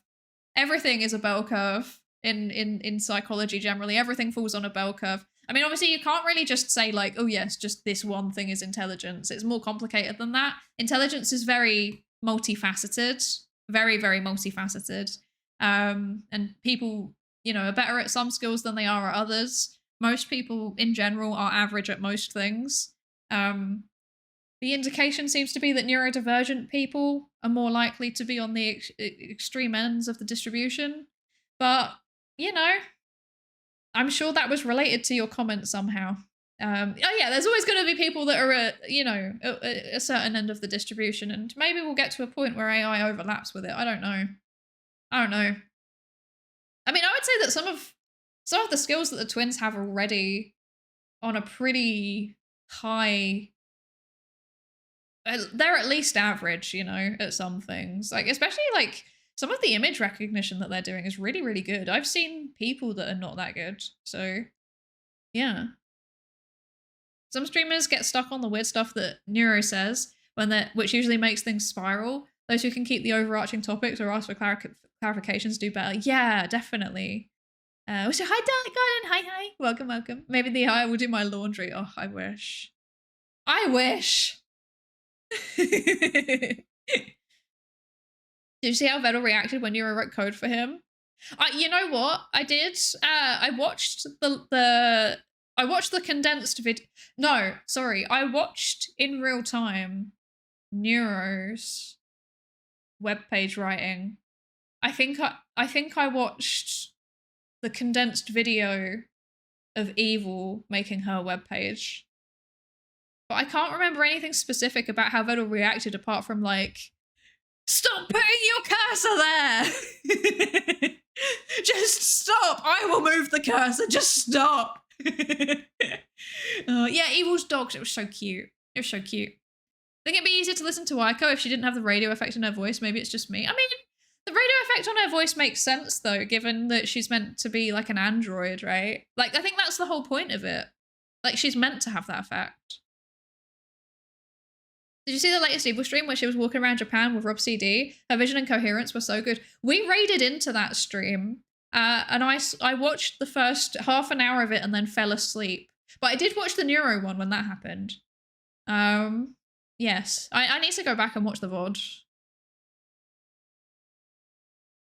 He said that's scary to one of the quick things that she did. Yeah, that's true. Did you see the like the thing that she made actually? The like triangle thingy. The weird fractal triangle thingy that she made for to go on the canvas. That was really cool. That was really cool. Yeah. Sclera. Those eyes were freaky, I'm not gonna lie. I was like, I'm not contributing to drawing these on the canvas, actually. I refuse. Yeah, it's just not as good for background noise as Neuro's voice. This is very true. This is very true. I think Aiko's streams are more something that you want to actually watch because of the fact that like that effect does make it kind of difficult to drown out, I think. Because there's like a kind of like very mild like modulating effect on it, right? And yeah, I know exactly what you mean. Like, it's really difficult to habituate to it. Instead of changing Neuro with the new voice, they created Evil because people like her quirky AI voice. Yeah. Yeah. Okay. Paper. I swear, that's what we're here for. Okay. So in this context, studying AI VTubers carries both theoretical and practical significance. Theoretically, it pushes media and HCI scholarship to revisit foundational concepts of participation, authenticity, and fan economy in contexts where performers are not human. Practically, it surfaces design challenges for AI-mediated entertainment, balancing fairness with monetization, ensuring personal stability without losing unpredictability. Persona stability without losing unpredictability, and addressing risks of over-attachment. Okay. Wait, did that sentence finish? Oh, no, that was a full stop. I thought that sentence continued for some reason. Yeah, so HCI is a human-computer interaction. It's a field of research that's kind of at the intersection between psychology and computer science. Sometimes there's like elements of like sociology and, you know, just like general social sciences in it, but I would say quite predominantly there's a lot of psychology in it. But yeah, this is very true. This is very true. It raises a lot of questions. It raises a lot of questions around like if the community is centered on an AI model rather than a human entertainer, like does that change the dynamics? This is something that I've always been super, super interested in. And it seems like that's exactly the question that they're trying to answer. So that's cool. Okay. So we've got this wonderful diagram.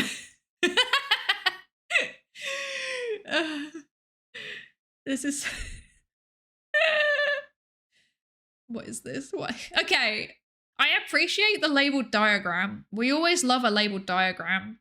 This is very, very useful for people who don't know what Neuro is and don't know what the different components on the stream are. That being said, why did they have to do it in Comic Sans? Why have they done... They know what they were doing. They know what they were doing.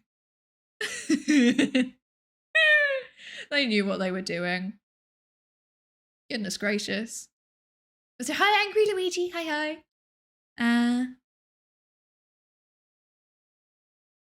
did watch the beginning of that drawing stream and I wanted to say something about needing to improve her imagination. But if you asked me to draw something, I'd probably also do some fancy fractal. Right? It's really impressive. I love the idea of a boomer reading this paper and seeing Neuro for the first time like this. It is very funny. It is very funny. Censor chat names too, nice. Yeah, they censor the names. They've done a good job. They've done a good job. Vandrak, thank you so much. Thank you so much, Vandrak. Thank you for the tier 1 sub. I really, really appreciate it. Thank you for joining the lab. It's a scam. You have to pay me and then I make you do the research. Sorry. Thank you. And Honey the Kawaii Bunny, thank you so much for the follow. Welcome. Welcome into the research participation pool. I do believe that you are an animator and I really enjoy your animations. Welcome in. I love doing the thing in Comic Sans just because it really angers some people. This is so true. I would definitely put like illustrations like this with Comic Sans in my papers. I may do that in the future. What's the sub alert voice saying? Don't worry about it. Don't worry about it. Where do baby raccoons come from? Certainly a chat question to be preserved in this paper. Oh, goodness gracious. Can we... Technically 42 is the answer to the greatest question. A bunch of emojis. Where do baby raccoons come from? Do you ever think that there is a giant robot army that could solve a lot of the world's current problems? I love that this is just incredibly on brand. This is so... Yeah. It's perfect. It's perfect. Also, hi, Ran the Great Archangel. OneDrop gifted a tier 1 sub to Santakai. This is their first gift sub in the channel. Thank you. No, you don't need to listen to it. You don't need to listen to the noise. You don't need to. Don't worry about it. Just ignore it. Just ignore it. It's fine. This is saying nothing. Okay, I will hydrate. Give me a second.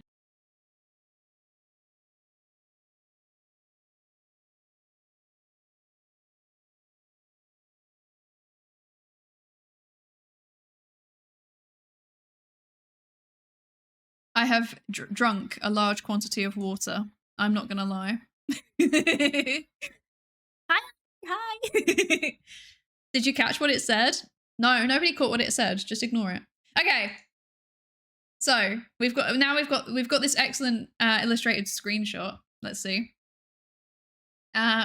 So these stakes underline the urgency of treating AI VTubers not as a curiosity, but as a test bed for broader questions about AI-human intimacy and platform economies. Okay, they keep talking about platform economies. What that basically means is like people spending money on Twitch.tuvalu. That's what it means. Like, but the way that they spend their money, what they're willing to spend their money on. So like, for example, like when are people more likely to gift subs? Stuff like that. That's what it refers to. So to address this gap, we conducted an in-depth investigation of the fan community surrounding Neuro-sama, one of the most prominent AI VTubers. We focused on the following research questions. 1, how do audiences discover AI VTubers and what motivates initial attraction? 2, how do fans construct parasocial relationships and shared community cultures around AI VTubers? And 3, what drives fans to provide financial support to AI VTubers? Yes. This is interesting that they're assuming that Neuro is representative of all AI VTubers. That's very, very interesting. Maybe they'll have a note somewhere about, like, you know, how the fact that they've only focused on one community affects generalizability, but that's, like, my first thing that comes to mind is that, like, Neuro is not a typical AI VTuber. Just purely in terms of, like, scale, right? If nothing else. But yeah, interesting. Figure 2 shows our multi-phase qualitative design that strategically combined complementary methods to capture breadth, depth, and behavioral validation. We first conducted a survey with 334 Neuro-sama fans. Okay, that's pretty cool. To capture broad motivations and engagement patterns, followed by semi-structured interviews with 12 dedicated fans to probe parasocial bonds and community meanings. And finally, a log analysis of live stream interaction to examine co-creative practices and financial support behaviors. This triangulated design strengthened the credibility of our findings and yielded a comprehensive account of engagement with AI VTubers. Yes, I must say off the bat, this is the way that I would also design studies. I always aim to have like, I describe myself as like a mixed methods psychologist basically. So this is very similar to what I would normally do, is have like a qualitative component in terms of the interviews. I would have a kind of mixed quantitative and qualitative approach with the survey. So when I say that, I'd be like, quantitative is like basically anything you can turn into numbers, and qualitative is anything where you're like looking at the patterns in the words. That's kind of roughly what it means. With a survey, you can do both. So you can have like what we call Likert scales. So if you've ever seen those things where like you're giving a rating from 1 to 5, where it's like 1 is it's terrible and 5 is it's really good, that's called a Likert scale. And you can basically like take averages of multiple Likert scales, or you can look at how they're distributed, and that can tell you quite a lot. You can also compare responses to Likert scales across different groups, and you can also run regressions where you're just seeing how everything relates to everything sometimes. Don't do that. That's not great. Don't whack everything into a regression model. That's bad stats. Choose your variables appropriately, please. But yeah, you can look at how various things relate to each other basically with the numbers. But you can also do open-ended questions in a survey. So you can kind of capture both sides. You can capture the kind of broad overall patterns and then also have those open text box that let you get more into the details, more into like the specifics of how people are thinking about the questions you're asking. It's interesting that they've done the survey first and then followed it up with interviews. I would have personally done it the other way around. I would start with the interviews and then let that inform the survey. Because with a survey, like if you're doing any quantitative bits in your survey, then that means that you're reducing down the data to, it basically has less variance in it, right? I don't know if that makes any sense, but like with interviews, you can ask probing questions. You can cover a broad range of stuff too. So you can really like drill down into the specifics of something, but you can also ask a lot of questions and find kind of broad patterns. And oftentimes in interviews, you will find out stuff that you were not expecting. So normally I would use the interviews to then inform the survey design rather than the other way around. But, I think that might just be personal preference. But the fact that they've got that third thing, which is the actual live stream interactions, that's super, super exciting. That means that they've got like layers of evidence that are hopefully all going to converge onto one thing. Sometimes they don't. Sometimes you run like different methodologies and the different things tell you different conclusions, and then you have to work out, okay, how do all of these things fit together? But when like sometimes it just comes together really, really nicely. And it will be super, super cool to see what they do with this. But yes, they included a log analysis of live stream interaction to examine co-creative practices and financial support behaviors. This triangulated design strengthens the credibility of our findings and yielded a comprehensive account for engagement with AI VTubers. Yeah. We love mixed methodologies. We really do love them. Let's see. Question, is this a paper something someone wrote for a PhD? I don't know. I don't know. I'm going to have a quick look at the author whose name I kept mispronouncing, so I'm not going to... Oh, they have a lot of papers. Hello? Is this all the same person, though? I don't know. Let me have a look at the author. Wait, actually, I'll see if this is on Google Scholar, first of all, because if they've got a Scholar page, that would make life a lot easier. Because if there's other people that share the same name, then sometimes it mixes them up. Okay, they don't have a Google Scholar. How about the second author? The last author is normally the advisor, right? That person doesn't either. Okay, well, of the people that do have it, let's see.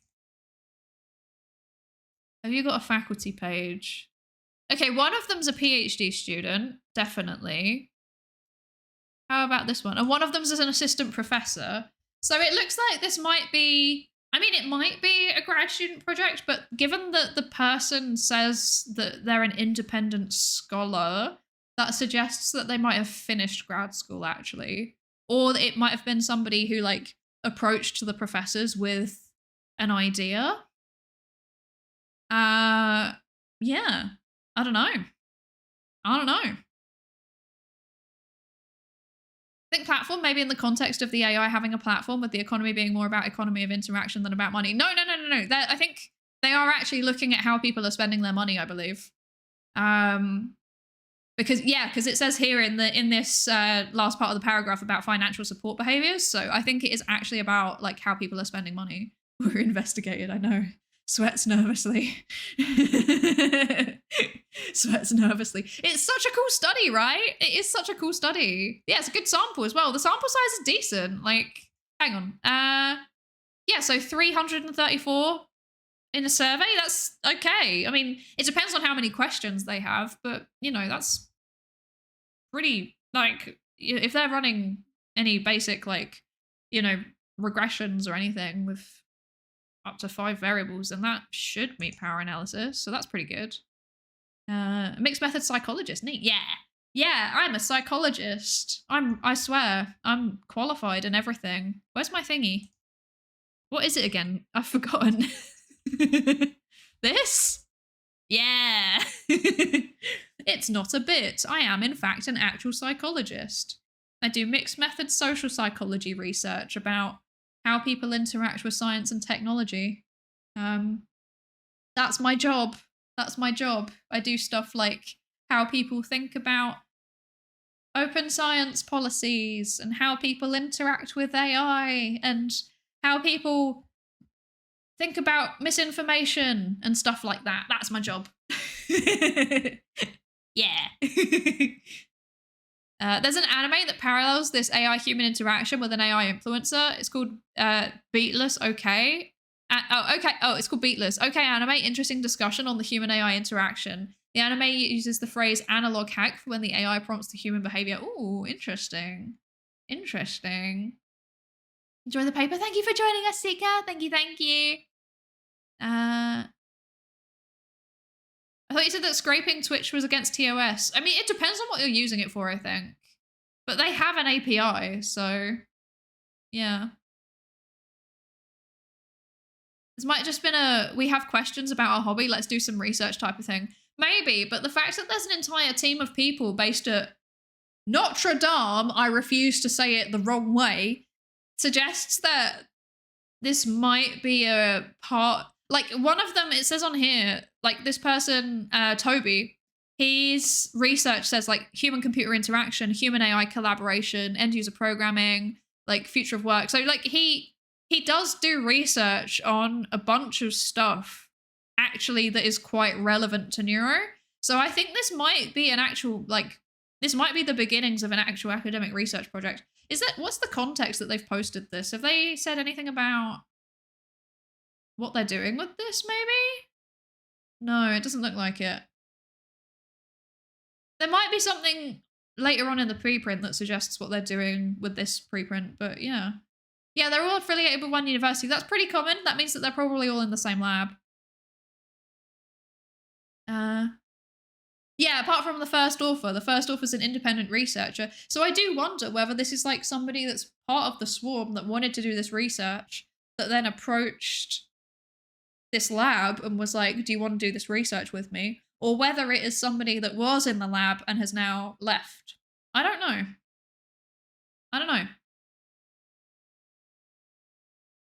Why can't I tell if someone's saying something in the past or present? For example, try to, or tried, or tried the D and the T come together. I honestly don't know. I think that's just, that might be me. I'm sorry. I refuse to say Notre Dame. No, I refuse. Okay. There's 5 minutes until the ad. I do need to have a break to go and fill up my water. So let's get through their introduction. So our findings show that audiences are, they're telling us the findings already. That's cool. Our findings show that one, audiences are initially attracted by the unpredictability and improvisation.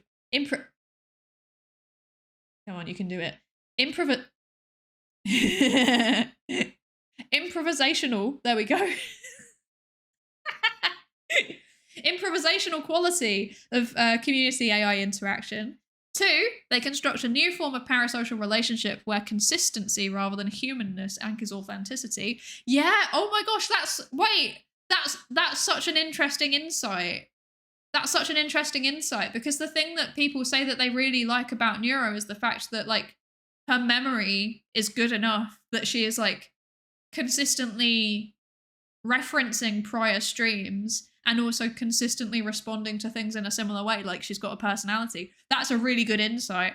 And then 3, they financially support AI VTubers not only to express recognition, but to purchase opportunities for real-time co-performance. That's exactly what you're all saying about the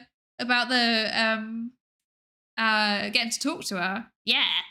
Taken together, these findings reframe AI VTubers not simply as a continuation of human VTuber practices, but as a case that reveals new paradigms of human AI co-performance and platform governance. Audience agency is simultaneously expanded through real-time co-creation and commodified through monetized intervention, raising critical questions about fairness and inclusion in participatory culture. Ooh, interesting. They're going to say not everybody can afford it. Authenticity in mediated relationships is reconceptualized as fans privilege consistency and reliability over human likeness, signaling a shift in how intimacy with non-human agents is negotiated. Finally, these dynamics foreground design and policy challenges, how to balance openness with revenue, how to engineer persona stability without suppressing improvisation, and how to mitigate risks of psychological overattachment. Yeah.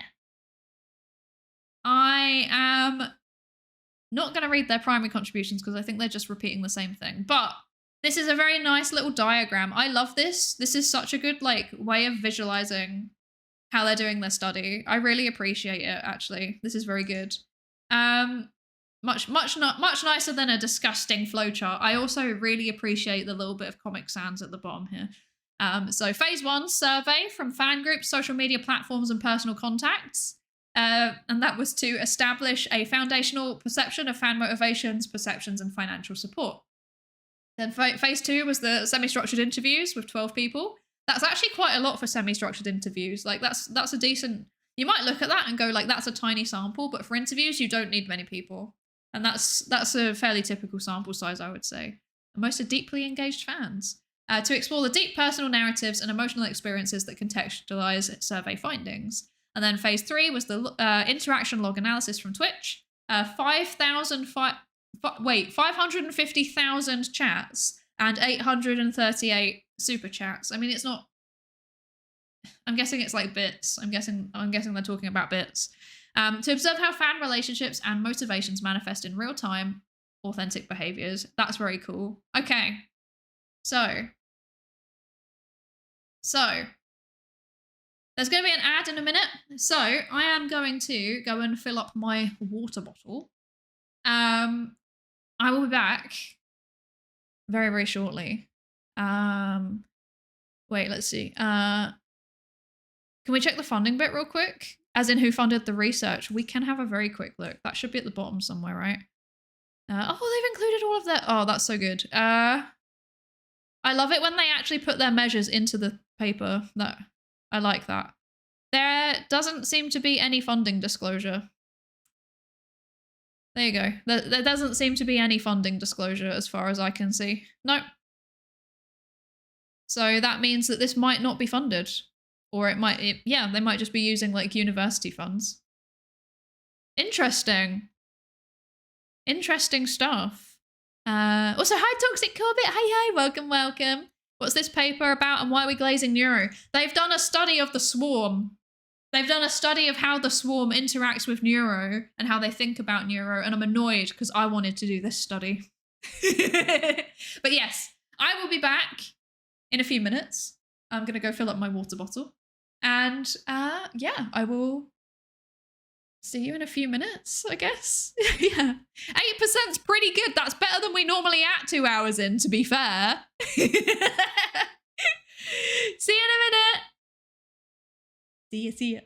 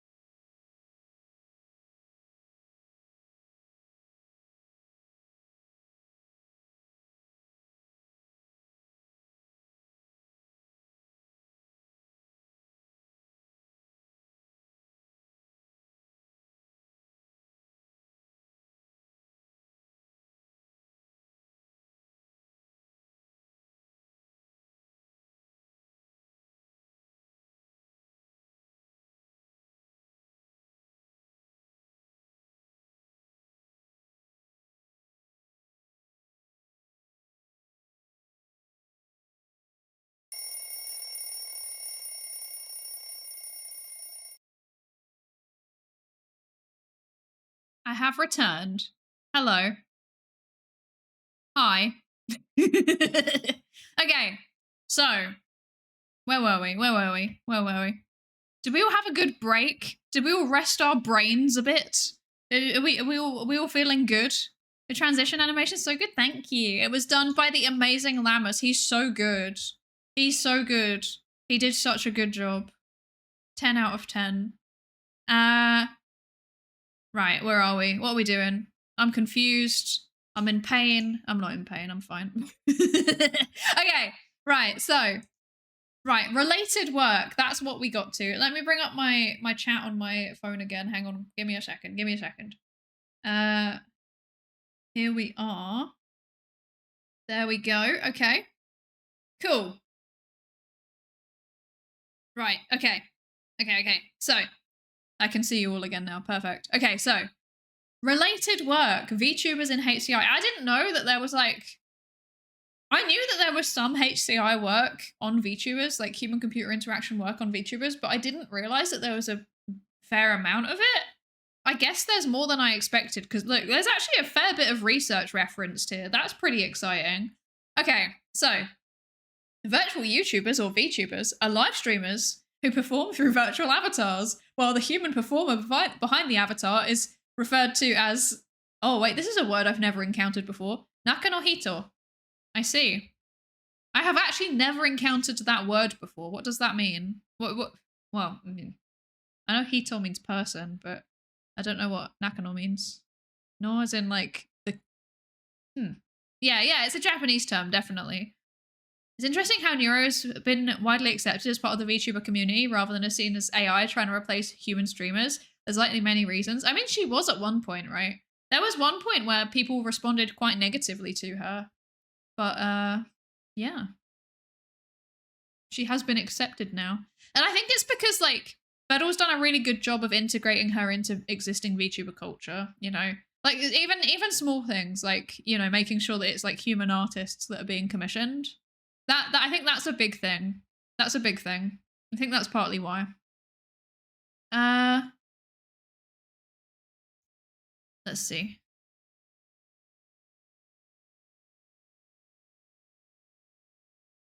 Okay. I think this is partly because how she isn't just an AI in a vacuum. Vedal's involved a lot. And there's the collabs and the raids that have catapulted other streamers. Yeah. Like I said, there's an entire narrative structure around it. That's not right. Around them. Them being the unit of Vedal, Neuro, and Evil. Yes. Okay.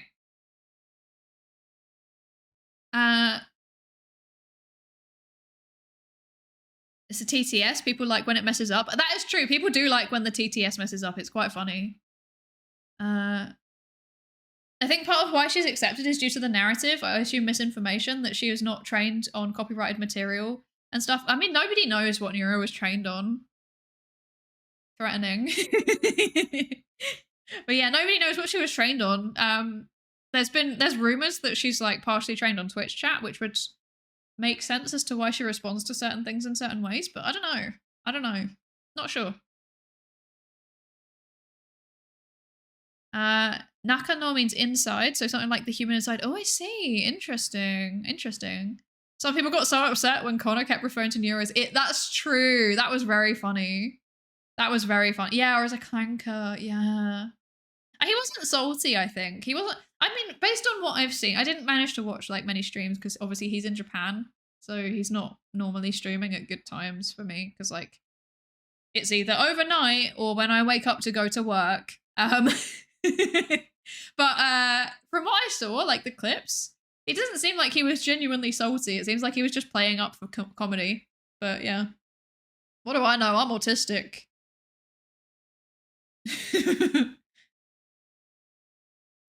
Vedal collecting stream keys, you know.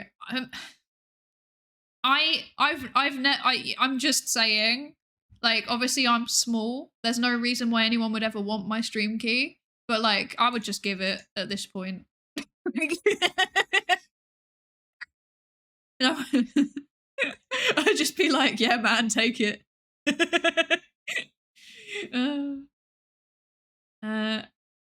pretty funny when she fires off some slang and Vedo asks her where she learned to talk like that. It's true. It's very funny. She's an LLM. There's no way her training set doesn't include copyright material. I don't know. I don't think it's the kind of thing that's like helpful to speculate on, you know? Like, she's trained on whatever she's trained on. I have no idea. Rumor has it that Vettel uses the stream keys to get training data. Would you ever give up yours? Yeah, I would. I would just be like, take it. I've actually said before, like, I don't care. Like, I license all of, like, well, I haven't officially, but I'm planning to go back and license all of my VODs under CC BY anyway. So, like, Creative Commons 4.0, like, by attribution. So, like, genuinely, I am not pressed. If people wanted to train an AI on my, like, as long as it doesn't sound, like, as long as it's not impersonating me. If you're impersonating me, that's a step too far. You do not have my permission to do that. But, like, if you wanted to train an AI on my VODs, I'd be like, yeah, whatever. Just credit me, I guess. Credit me as part of the data set, ideally. I don't care. It's like, it's open licensed anyway. I don't care. Do what you want. Be transformative. Just don't pretend to be me. Yes. I mean, there's obviously, so there's some kind of like, you know, there's some stuff that people could in theory do that I would just not, I would also not be happy with. But like, my basic approach is with the internet is that like people are going to do stuff and you can't stop them. Like, I would be super, super uncomfortable with any, like, not safe for work art made of me. But I also realistically know I can't do anything about it anyway. So, like, I would actively tell people, like, don't do that. If they ever did, I'd be like, thanks, don't do it again. That makes me feel weird.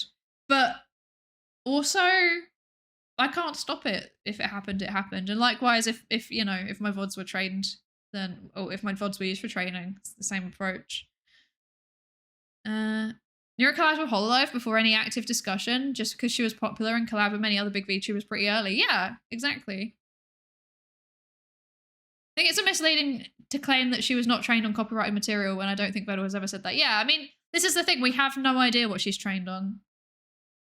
Yeah, it's misleading to say it either way because we don't know, you know? Yeah. Okay. So, since Kids and I's debut, what if it's art of you laughing manically in front of a burning river, menacing?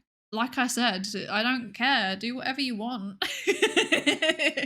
Like, my only personal boundaries are, like, nothing illegal and nothing, like, sexual. That's it. And, you know, the sexual thing is just, like, a respect thing. Like, I'm a married woman. Like, please don't do that. That's weird. But, you know, otherwise, you can just do whatever you want. Apart from impersonate me, also, don't do that either. Which is exactly why I challenged Rin Penrose to a fight in the Super Value car park. Anyway, so what if it's art of you committing tax fraud? That'd be funny. I would never do that. I would never commit tax fraud. But if somebody wanted to make art of me, you know, moving to the Isle of Man to legally reduce my tax burden, then I would find that extremely funny. So, oh gosh. Anyway, okay. So, since Kids and I's debut in 2016, VTubing has become one of the most prevalent forms of streaming, particularly among audience who value anime-inspired aesthetics.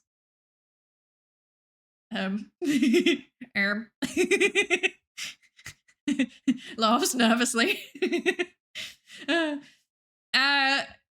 By December 2022, more than 20,000 VTubers were active worldwide. Wow. With the most popular ones amassing more than 4 million followers. Human-computer interaction researchers have approached this phenomenon from 3 angles. Have you heard of Strength Finder? No. Also, hi, you have go. Hi. No, I haven't heard of Strength Finder. I have not. I was thinking. No, I haven't. Okay.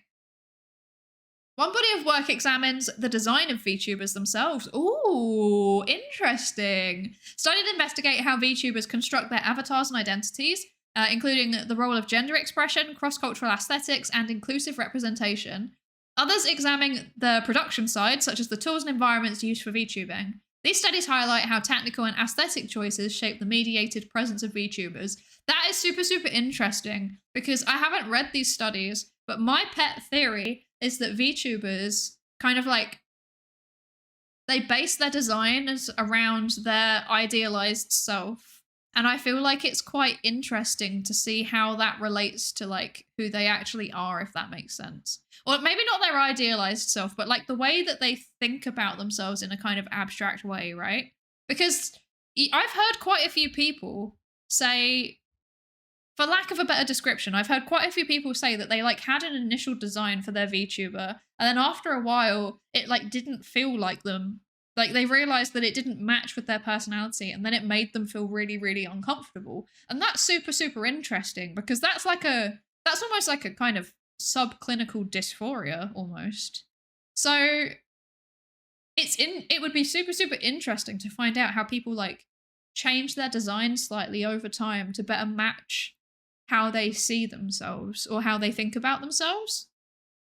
I think I've not really changed my design. Like obviously we've gone through like different iterations of like, first we had the V-roid, and then we had the like I had my first initial V-roid that was basically just like the default, but I changed the hair. And then I actually did, because that was just me testing out VTubing basically. But then like after that I then developed an actual design, and like quite a few elements of my VTuber design are like based on me as a person, but they're also kind of representing psychology too. So yeah, I find it really interesting to work out how people think about the designs like that.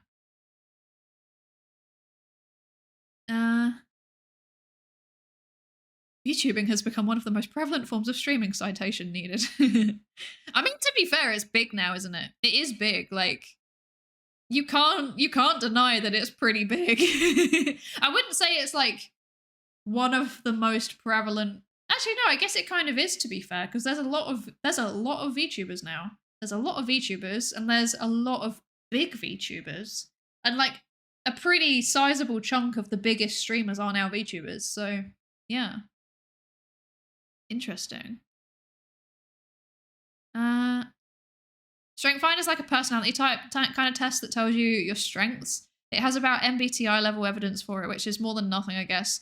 It's mostly pushed by companies to increase like success, although it seems like it hasn't really worked much. Yeah, that kind of thing I'm very, very skeptical of in general. I don't like MBTI as it is, so like MBTI level evidence is like marginally above chance level, so not convinced on that one. Looks at my model and says I based the model off my idealized self. Oh god, what's wrong with me? I mean, sometimes it's just like boils down to a core concept though. Like if you like, I'm thinking about your model, and like your model is very, very approachable, but that in itself is like almost like an idealized characteristic that you're trying to achieve with some of your content, right? So I feel like there's still an element of it, even if it's at a very simplistic level. Yeah. It might be that there are more VTubers than regular streamers, is why they say prevalent. Are there more VTubers than regular streamers, though? I'm not sure there are. But it is like I'd say it's a very prevalent, like, subcategory. It's not the biggest subcategory. Like, the biggest subcategory is probably still people on Facecam, but it is a subcategory nonetheless. And it's a noticeable one.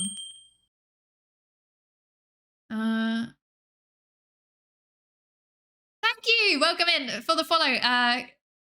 Canis HK. I'm sorry. I'm sorry. I'm struggling with that one.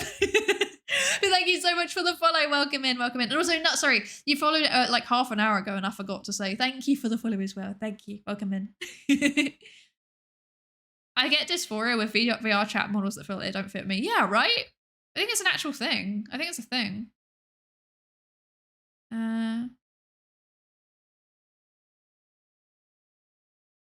Let's see. A stick starts to feel as an extension of a body, even on a neurological level. A tool behaves as well, but your tool also adapts to you by upgrading to a more ideal fit to its niche. Yeah, I mean, the more that you use a tool, the more you practice using it. I don't know about it like literally becoming an extension of the body. I'm not sure about the evidence on that. I know that there's just been like a big breakthrough in terms of like phantom limb syndrome, but I didn't see what it was. I just saw the headline of like, there has been a breakthrough. And then I was like, oh, I should read that. And then I didn't read it. So, oh dear.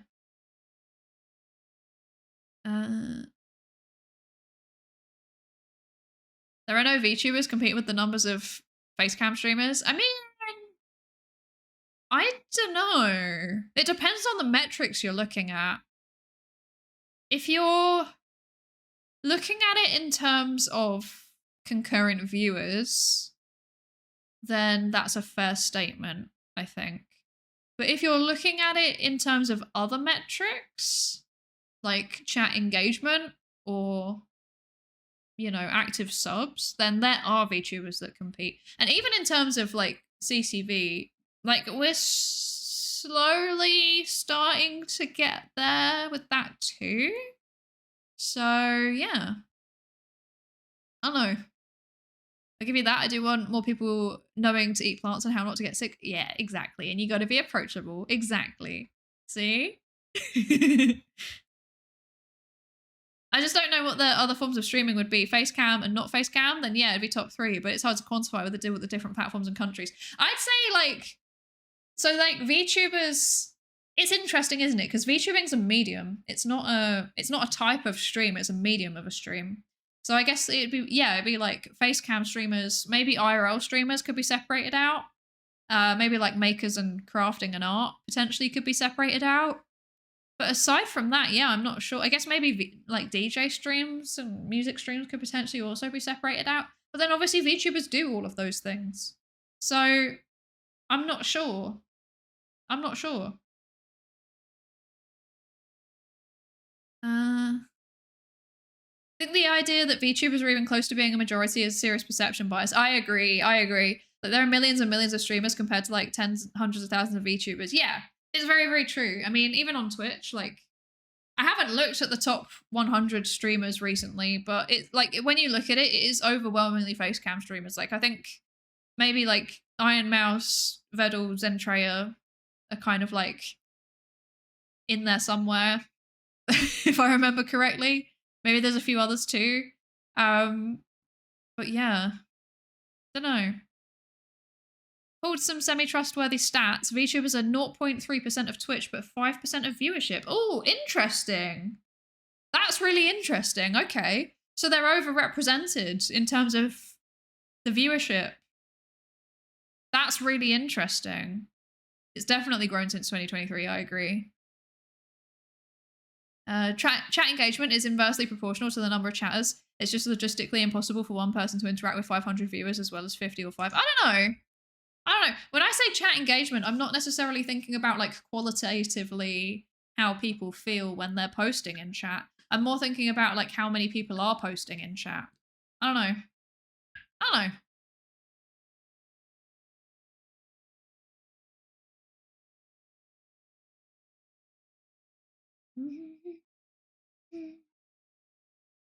So I guess VTubers are more concentrated on YouTube than Twitch. That's true. I always forget that VTubers are largely on YouTube because I'm not on it.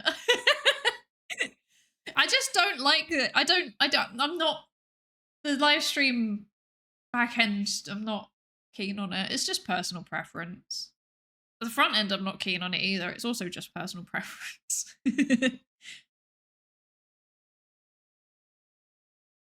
With the VTubers versus Flash tubers, one of the stats I'd want to see would be VTubers per platform / type. Like VTubers on Twitch versus Kick versus YouTube versus Instagram versus TikTok. Because my guess is that the biggest platform would be Twitch and YouTube, but that's just a gut feeling. I know for a fact that there are definitely VTubers on TikTok. There's definitely VTubers on TikTok that do live streams. Because I've seen some people doing it. But I don't know how many. Instagram, I feel like, is very, very difficult as a VTuber.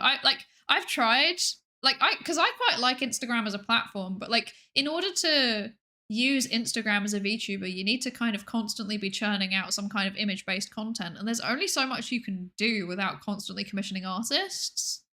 So yeah, not sure about that one.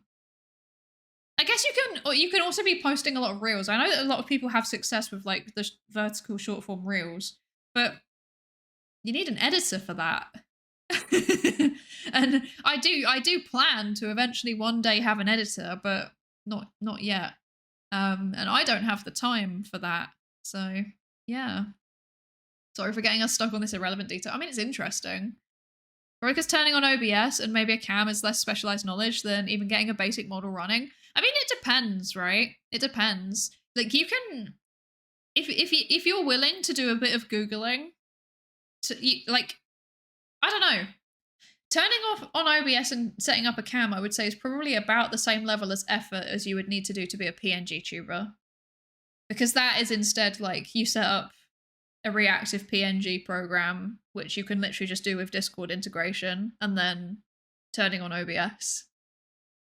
So in that way, I'd say there's not that much difference.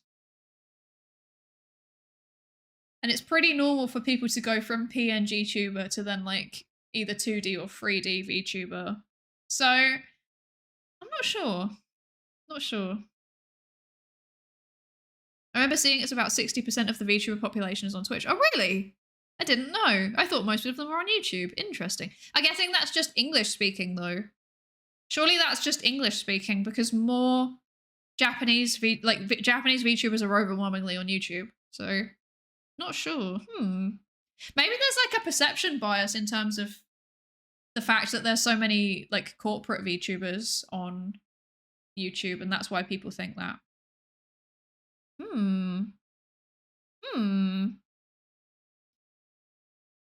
read that maybe 5 years ago, so this is what I remember from the article. Basically, it said that the brain maps a tool, a stick in particular, as an extension of the body instead of manipulating something foreign. I imagine the same phenomena can apply to VTuber models as well. Interesting. I mean, there is a concept called embodied cognition, which is basically if you're using an avatar, do you then, like, does the avatar then... I can't remember the specifics of it. This is so bad. I studied this. I should remember, but I don't remember. But I know that there's a concept called embodied cognition. Let me just quickly check, because I don't want to get this wrong. Embodied cognition. There we go. So embodied cognition. Thinking is not solely an internal brain process, but is intertwined with the body. Yeah. And its movements and the surrounding environment. Yeah, so yeah, that reminds me of embodied cognition theory. Yeah. But like I've seen embodied cognition studies in relation to like VR chat avatars. So I'd imagine, yeah, the same concepts probably do apply. There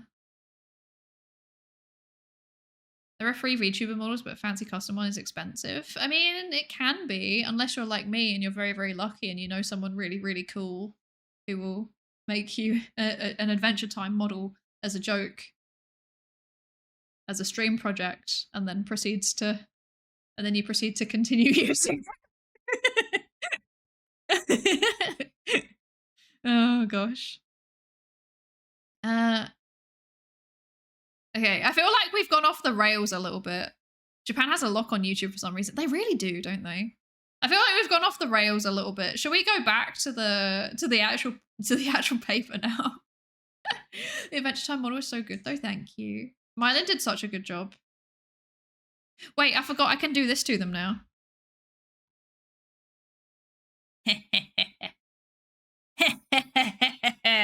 Go follow my model parent, Mylan. They're gonna see that shout out notification and hate me because they always do. But yes, Mylan is also a research psychologist, so if you don't already follow Mylan, you should do, because they do an interesting mix of art content and psychology content. Yes. Yeah, more reading. Let's do it. Okay. A complimentary stream. I see what they did there. A complimentary stream of research highlights focuses on the relationship between VTubers and their fans. Research shows that these bonds are best understood through parasocial interaction, where fans construct deep emotional ties to performers. Such connections can provide comfort and companionship, but they also leave fans vulnerable to emotional disruptions when streamers retire or go on hiatus. Fan practices extend beyond individual attachment to collective activity, for example, concerts and shared rituals that reinforce community identity. Yeah. I must say that, like, the community is one of my favorite things about VTubing. And I finally got to experience, like, the concerts and stuff when I was at Vexpo, and it made me so happy. Finally, researchers have investigated the economic infrastructures that sustain VTuber communities. Scholars document how subscription models build long-term loyalty, while virtual gift giving serves as a social signal that enhances fan visibility and status. Recent work also examines platform-specific monetization tools such as Super Chat, showing how fans use highlighted paid messages not only for recognition, but also as a means of participation in the live streams. These studies show that financial support functions as a social practice within VTuber fandoms rather than simply as a transaction. This extensive body of work on human VTubers provides a strong foundation, but it leaves open questions of how these dynamics unfold when the performer is not human. Existing scholarship has richly theorized avatars, fan relationships, and monetization in human-led contexts, yet we still lack understanding of how these frameworks extend when the performer is an AI agent. Our work takes up this challenge by using Neuro-sama as a case study to examine how human-AI interaction reshapes parasociality, participation, and platform economies. Yeah. And on YouTube too, once they get some more subs, the Mylan Discord will be born. Oh gosh, we're only at 8.7 words per minute. It's so Jova. Is that really much different than the parasociality of a person falling in love with their favorite actor or actress? I think it's a little bit different because with a streamer, there is the possibility that they will acknowledge you basically. Whereas with an actor or actress, sorry, please ignore me slowly moving in a weird way. With an actor or actress, it's a lot less likely. Normally with an actor or actress, or like any kind of celebrity really, like there's a very good chance they will never acknowledge that you exist unless they're like a very, very like, unless they're very engaged with their community, which is obviously like, you know, individual preference. I guess potentially if they're like less famous, they might have more of a chance of being able to interact with them. But by and large, celebrities are very like, they're like the traditional like one directional, like they're probably not going to interact with you back. Whereas streamers entire, like being a streamer is fundamentally built on interacting with your community, both at like a scale level, but then also to some extent at the individual level too. Like, you know, people reading chat messages is one thing, but then also when, say for example, when, if we're thinking back to big streamers, right? Because we've talked already about how the interaction is different for smaller streamers versus bigger streamers. If we're thinking about bigger streamers, a lot of them will do things like reacting to things in their Discord server or reacting to things on their subreddit. And the reason why they do that is because that's a way for them to engage directly back with the community. And people can get that kind of like two-directional parasociality, I guess. I still don't think that parasociality is the right way to describe it because it is a direct two-way interaction. It's just like one that's kind of happening at scale. But like it is an interaction. And they get that interaction a little bit indirectly, I guess, because it's like rather than directly acknowledging you, it's like acknowledging the content that you've made. But it still counts. It's still an interaction. Yeah. I wonder if Neuro is just a fluke or the first of many. No other AI streamer has reached even close to that fame. Yeah, I mean, I got the impression that Neuro had like a little bit of a benefit of like being, like there was some element of like early bird advantage in a way, right? Like Vettel was made up pretty early on in terms of, both in terms of like, you know, VTubing in the West generally, and then also like specifically AI VTubing. But I think also the fact that Neuro was the first like notable one that was genuinely embedded into VTuber culture. I think that was probably the thing that made her special at the time. And then it kind of took off from there. And obviously there have been other really good examples since. Again, like Overlord Aiko. I think Overlord Aiko is a really good example. But it's just a case of like, yeah, early advantage. I don't know. I do think that there's other things as well, though. Like I've said before, like Vedal's really, really impressive with like the scale and scope of the projects that he does. Like he treats Neuro as like a multifaceted multimedia project. Like if we're taking a step back, like obviously I love Neuro. I love watching Neuro. I anthropomorphize her just as much as everybody else does. But like if we're taking a step back and thinking of it from like a kind of like broader, more strategic perspective, like Neuro is a multimedia project now. She's like part art, part code, part music, events, chat interaction projects, games. Like there's a bit of everything, and I think that's one of the other things that really differentiates her. And then also the fact that Vedal clearly listens to the community. Like he still interacts with people in the Discord server despite how big the Discord server is. Like I don't think you can overlook that. Yeah. Hi. How are you? I hope you're good. Welcome, welcome. Online, there's bi-directional anonymity. There's no streamer that really knows me or anything about me, really. Yeah. Well, this is the thing that's interesting about being a streamer, though, right? Is that, like, you know, what do I know about you? Like, I basically maybe know a few things that you've mentioned in chat at some point. But, like, some people I know more than others because some, you know, just naturally some people will want to share more than others. But, like, you guys probably know quite a lot about me. That makes me nervous sometimes. Like, I know where, for example, I know where some of you, I was going to say I know where some of you live. That's really creepy. I know what country some of you reside in. Some of you, I even have a vague idea of like what region you may be in. Some people, I know your address because I'm going to send you merch or I've already sent you merch. Like, but everybody here knows that I live in Ireland. There's a lot of you that I know, I don't even know like the country that you live in. And you chat regularly and I still don't know where you're based. And that's fine. Obviously you're entitled to that privacy, but you all know that I live in Ireland. And that's the thing that makes it kind of interesting, right? In some ways you could say that the streamer is like in a powerful position as the person that everybody is watching and wanting to interact with. But in other ways you could say that the streamer is also in a very vulnerable position because of the fact that so much is inherently public. It's very, very interesting. Very, very interesting.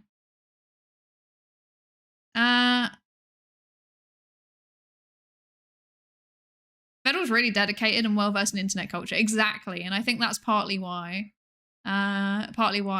she's so popular. Yes.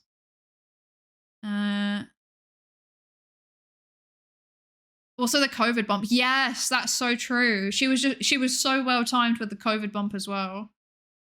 It makes you wonder how much the conclusions from studying the channel can translate into AI streamers generally, although I can't think of a better channel to study for the topic. Yeah, I think she's really good as an example for kind of like understanding the foundations.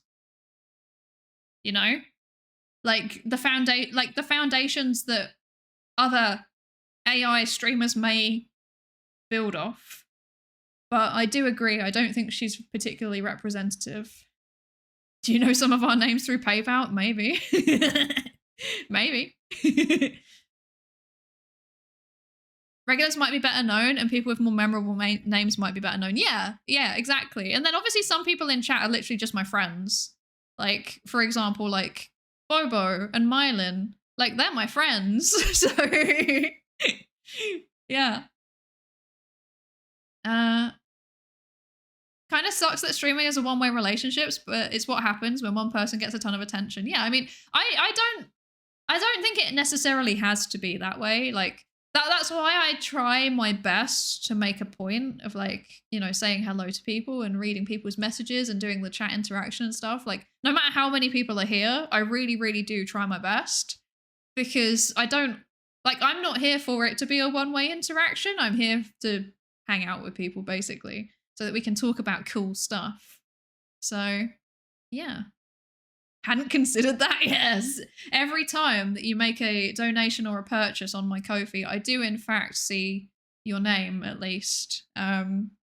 Sometimes if you order some merch, I find your address too, because I'm the person that's sending out the merch. But it's okay. We're in a kind of like, we're in a state of like, you know, I won't say anything, you won't say anything, because, you know, the trade-off is that anybody who's also ordered merch is also going to have my PO box as a return address on the merch. So, you know,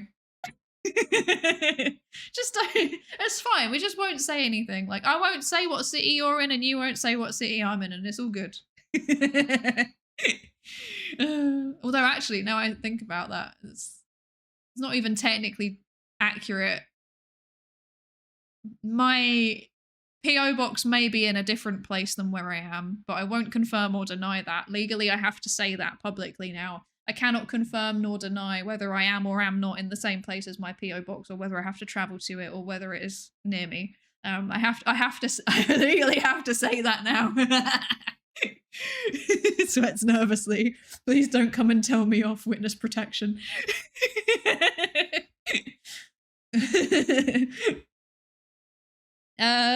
All you know about me is that I like trains. Well, you know what? We share this.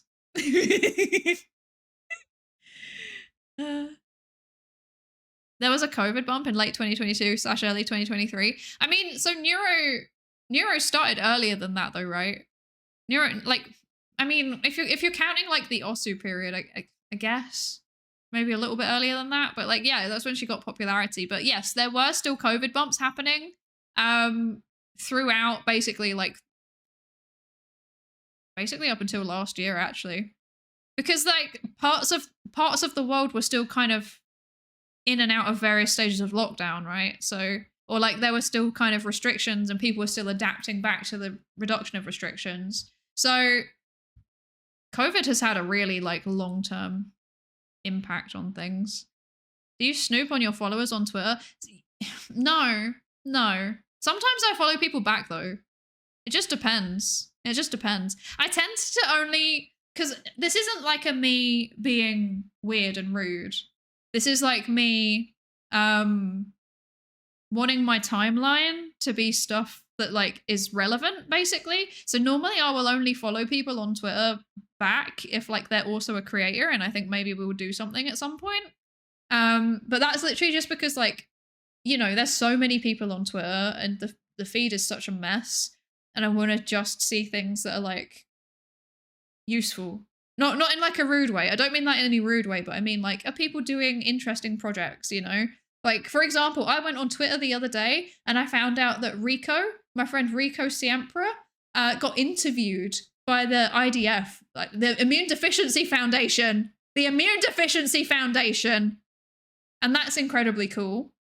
And I wouldn't have found that out because I'm not in his Discord server, and I rely on Twitter for some things like that. So yeah. Hi, Bobo Binton. Hi, welcome. I think parasocial nature comes from the fact of her avatar and TTS, because in reality she is just text on a screen. Yeah, I do think so. I think that the animated avatar and the voice definitely humanize her in a way that other AI models are just not. Like, people still humanize just like having a text interaction with like ChatGPT or whatever, right? But I do think that having the voice and the animated avatar do add to it quite significantly. So yeah, I trust you don't look at my LinkedIn after finding my name on merch. So I would never. I don't Google people. I don't do that. I'm the Psydere Ko-fi shop is GDPR compliant. Okay, I promise. One of the things that always makes me laugh is when PayPal tells me it's billed me for your Ko-fi, and it's just so threatening. It always has Psydere in all caps. It jump scares me every time. That's so funny. There's a clip I saw from a streamer where I saw that she's admitted to looking up every person donating on LinkedIn. No, I would never. To be fair, I used to work in like mental health services, So I've been very strictly trained in like do not Google people, and I genuinely do not Google people. Yeah.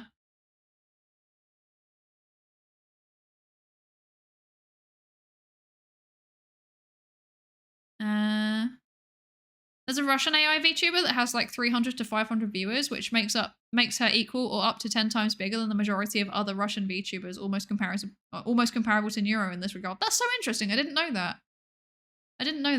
By the way, have you met Rin Penrose? You kind of sound like her. Okay. Okay. Okay. Oh, goodness. I have indeed met Rin Penrose, not like in person. I did a meet and greet at Vexpo, and I confronted her with the allegations that we are the same person. And I was like, "How do you respond?" And she was like, "Ah!" And I was like, "That's so fair. That's so relatable." Looks up everyone after they donate. How does she have time? I mean, it depends, right? If you've not got that many people donating, like I could easily look up everybody who donates because I would have the time, but I will not ever do that because, as I said, the Psydere coffee shop is GDPR compliant. So, yeah. Have you seen the new Tina trams for the HTM in The Hague? No, I haven't. Huh? Oh, they're nice. I like them. They look friendly. Oh, goodness gracious. She meets Rin Penrose every day in the mirror. Okay. Okay. Model looks cute. Thank you.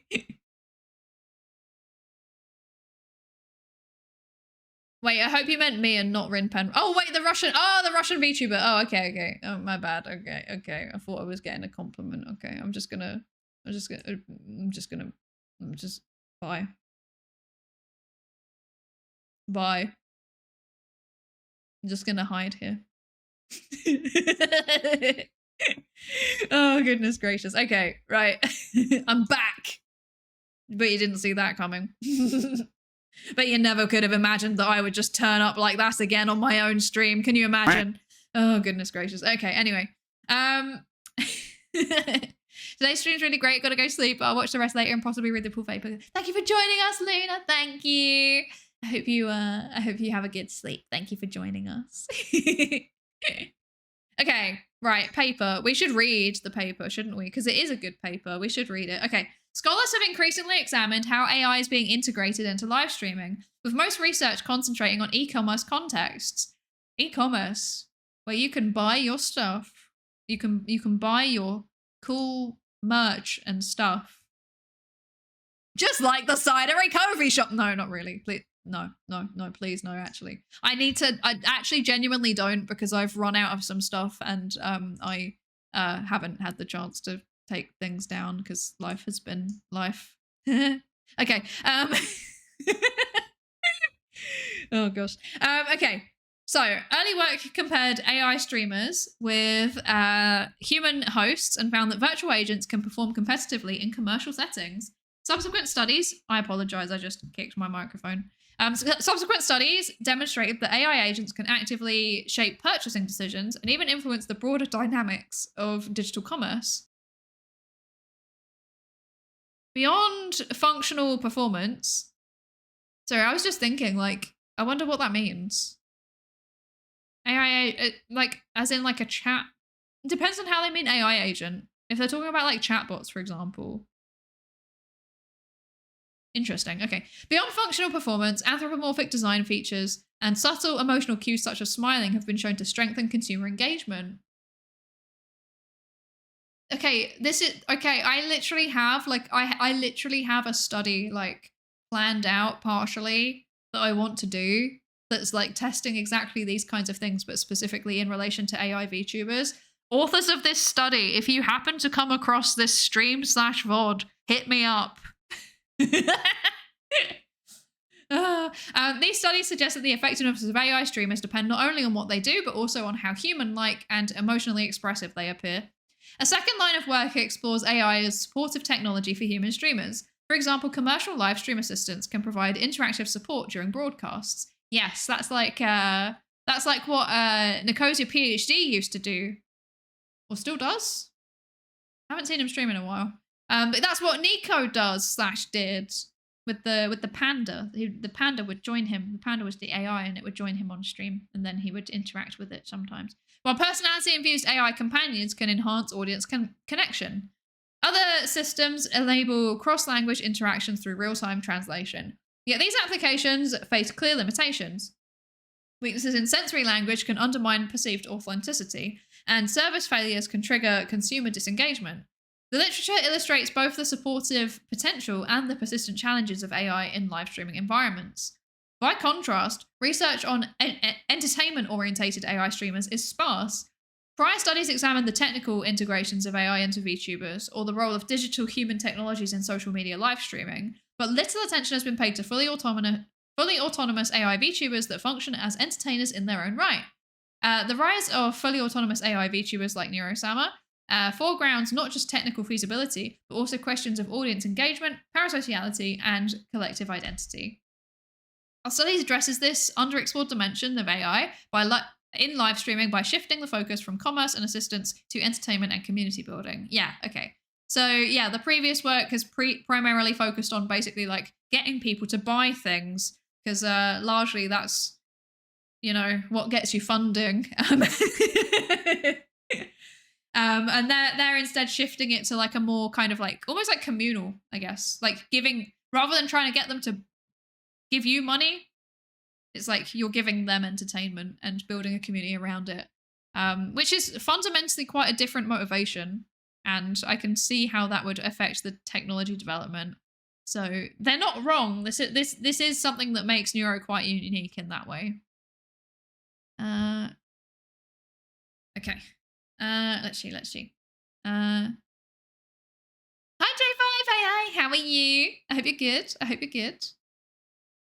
What it be, how it do? It be doing and being. I've noticed that most VTubers sell merch and stuff, but the promoting of it has become like an in-joke. It's like wrestling. Yeah, it is. It so is. It really, really is. It's because, I mean, advertising it feels weird, right? I literally don't advertise my own coffee shop because I'm like, I do it as a joke because it feels weird. It is interesting, isn't it? It's interesting because it's like the best way to monetize basically as a VTuber is to have a highly marketable plushie TM or to have stickers or something like that. And it feels weird telling people to go and buy a thing with your character on it, frankly. It feels a bit weird. I think artists are kind of similar though. Like artists are also sometimes a bit weird about getting people to go and buy merch with their art on it. So, yeah.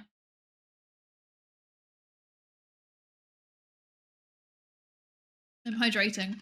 Delicious. The water tastes weird though. I don't know why. It's making me nervous. Is there a link to the paper? Yes, it's in the pin. It's in the pinned message. Mine read a paper on VTubers for advertising stuff. It's the current leader in words per minute. I might just give up with the words per minute. Let's be honest. I've just accepted my fate as being terrible at the words per minute. Mylin will always defeat me. Fi especially will always defeat me. So sad. It's the equivalent of don't forget to comment, subscribe, and smash that like button for VTubers. Yeah, it's true. It's true. The Brits in particular have always been adverse to shilling stuff. It's just because it's like it feels weird. It's like it's giving me money, innit? It's ooh, weird. Weird. Weird. Why would you do that? Like what I do is, but I think basically the British approach is like, what I do isn't even good, so why are you even giving me money? That's so strange, you know? We're not very good at accepting other people's kindness because we rarely experience it ourselves in the workhouses. Oh gosh, I haven't felt the kind touch of another human In 72 years, I've been in the Victorian workhouse eating nothing but gruel. And sewing buttons back onto the waistcoats of my... of the workhouse owners. Oh, God. Oh, dear. Neuro is different from other AI systems in that people are used to, in that she leads her own topics. That's very true. That's very true. Chatbots tend to only respond when prompted. It makes it feel like two very separate things, even if maybe the technology might be similar. That's very, very true. That's a very good point. Give up as in I should stop tracking or not trying to win. I've never been trying to win. That's what I mean. Hi, love. Hi. How are you? Tsundere, it's true. Brits are canonically tsunderes, I think. We're very, very bad at emotions. The more that a British person likes you, the more we insult you. That's how it works. And then we're like, oh, it's just banter. It's just banter. Oh, God. As part of the scripting at work on certain calls, I have to show the company app. It's very, don't forget to, and it takes a bit of getting used to. Yeah, I mean, I feel like, unironically, I'm better at shilling Jet2 holidays than I am at shilling my own stuff. Like, I genuinely feel this. And never once have I purposely said, like, yeah, don't forget to use your Prime sub. It costs you nothing. It's part of your Amazon Prime subscription. I'm not good at doing that. But if you ask me, then I will instantly be like, nothing beats a Jet2 holiday, you know? I can't be stopped. Thank you, Lev. Oh, goodness gracious. Thank you so much, Lev. I really appreciate it. Oh, goodness gracious. Thank you so much. It's not like I want you to subscribe, but wait. It's not like I want you to buy or tea anything. That's so funny. You can tell a British person hates you if they're very polite to you. It's true. The more that we like you, the more that we insult you. And the more that we don't like you, the nicer we are to you. Like, I actually said this to my friend the other day. I was like talking to a friend the other day, and I was like, why is it that English people have only ever complimented me like sarcastically? And then I moved to Ireland and suddenly people were like actually complimenting me. And then I'm like, are you being rude? And they're like, no, I'm being serious. I actually like your outfit. Whereas like before, when I was in England, if someone came up to me and was like, oh my God, I love your outfit, I'd be like, you're going to stab me. You hate me. You are threatening. I'm scared. Whereas like now in Ireland, people come up to me and they're like, I love your outfit, and they mean it. They're like, please actually tell me where you got, you know, your skirt from, because I want to know. And I'm like, I'm sorry, it's from a thrift store. I'm so sorry. Everything I own is secondhand. I apologize. Oh no. Oh dear. Also, hi Ravignon, hi. Thank you so much for the follow. Welcome. Welcome in. Been a long time viewer on YouTube and happy to finally catch one of your streams. Let's go! Thank you. Thank you for dropping by. That makes me so happy. The thing is, on the internet, because there's so much of everything, if you don't promote you, then you can't rely on others to do it for you. You can't rely on word of mouth since there's so many mouths all wording at once. This is very true. I mean, to be fair, in my case, I'm like I don't heavily promote stuff because, you know, I do this as a hobby rather than a job. I've been promoting things a little bit more recently because of the situation that I'm in. For anybody that doesn't know, I'm legally homeless. I'm living in temporary accommodation. Lol, XD. So because of that, I have been, you know, promoting things like Ko-fi and that a little bit more than I normally would. But the second that I'm back in permanent accommodation, like the second that I have somewhere to live again, I will never mention it again, basically. Like I would just occasionally be like, oh, by the way, there's like new stickers on the thing. And then that'll be it. Yeah. Because it makes me feel weird. It makes me feel wiggly. You know, it makes me feel wiggly and I feel strange. The swaggiest VTuber around. I don't know if that's accurate. Neuro 100% reads chat, and there is the super chats with bits and channel points, so she is getting a lot of prompts in. That is true, but sometimes she does just go off on entirely weird tangents. So, yeah, I mean, I guess it's kind of a... Yeah, even in cases where either of the Neuros don't see chat and their collab partner drops out, they go on talking about whatever. Yeah, exactly. That's very, very true. That's true. But yeah, she doesn't need them. A lot of the topics she comes up with have nothing to do with the chat or dono message. She just jumps around random topics. That is true. She does do that sometimes. She can't respond to a prompt, and each person is likely will not get a response, so her responses to other prompts seemed unprompted. Maybe. It'd be interesting to trace it back in that way, I think. I apologize. There's about to be an ad. I'm so sorry. I'm so sorry for the incoming ad. I apologize profusely. Yeah,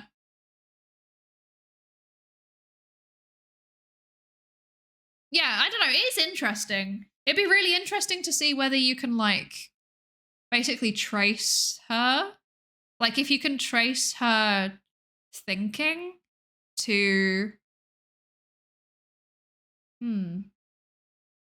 like, can you trace back what she's saying to a previous dono? That's the thing that would be super interesting to find out, because if you could, then that would falsify the hypothesis that she just comes up with stuff, wouldn't it? Whereas if you couldn't, that in itself is super interesting, because then it seems like she is actually saying things unprompted, and that's kind of weird. That's kind of strange. That's kind of interesting. LM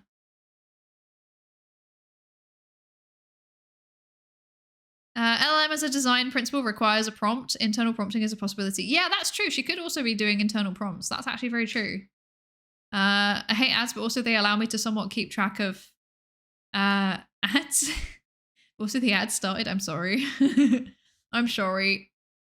Corporate shilling incoming. Yeah, I'm so sorry. I'm so sorry. I literally like get nothing from the ads as well. That's the worst part. Like it almost over like it just goes to Twitch basically. Because if you're based in Europe, they give you basically no payout for ads, I swear. Like it's meant to be based on your viewers' locations.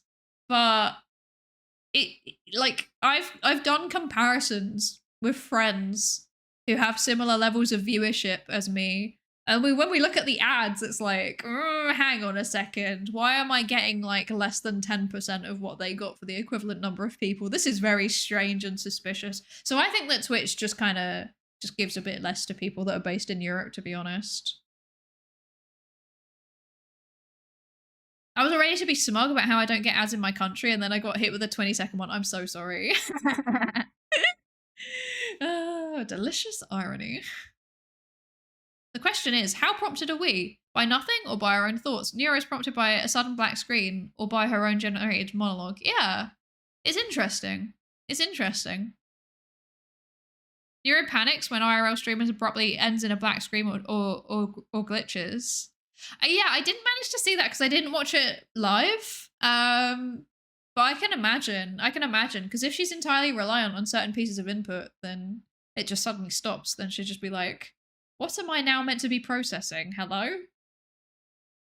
She can remember all the donos and super chats and queue them to have a backlog of internal prompts she taps into when she's idle. Oh, true. She might do. Interesting. Might also have more viewers from less valuable countries. I mean, maybe. Maybe. If I look at my analytics, hang on a second. I'm actually interested. Give me a second. I want to look at my analytics. I want to see where you're all from. Where are you from? Is it here? No. Okay. So a third of people are from the US. About 10% are from the UK, and about 10% are from Germany. We've got a fair number of Canadians, and then it's like everything else is like below 5%. The top ones below 5% are Finland, Poland, Sweden, France, Brazil, and the Netherlands. So no, I think actually most of those should, in theory, be valuable audiences. Interesting. I don't know how Twitch's analytics work. It makes no sense to me whatsoever. It's also confusing. It's all so confusing. I'm from the Moon Trust. Me too, buddy. Me too. Oh.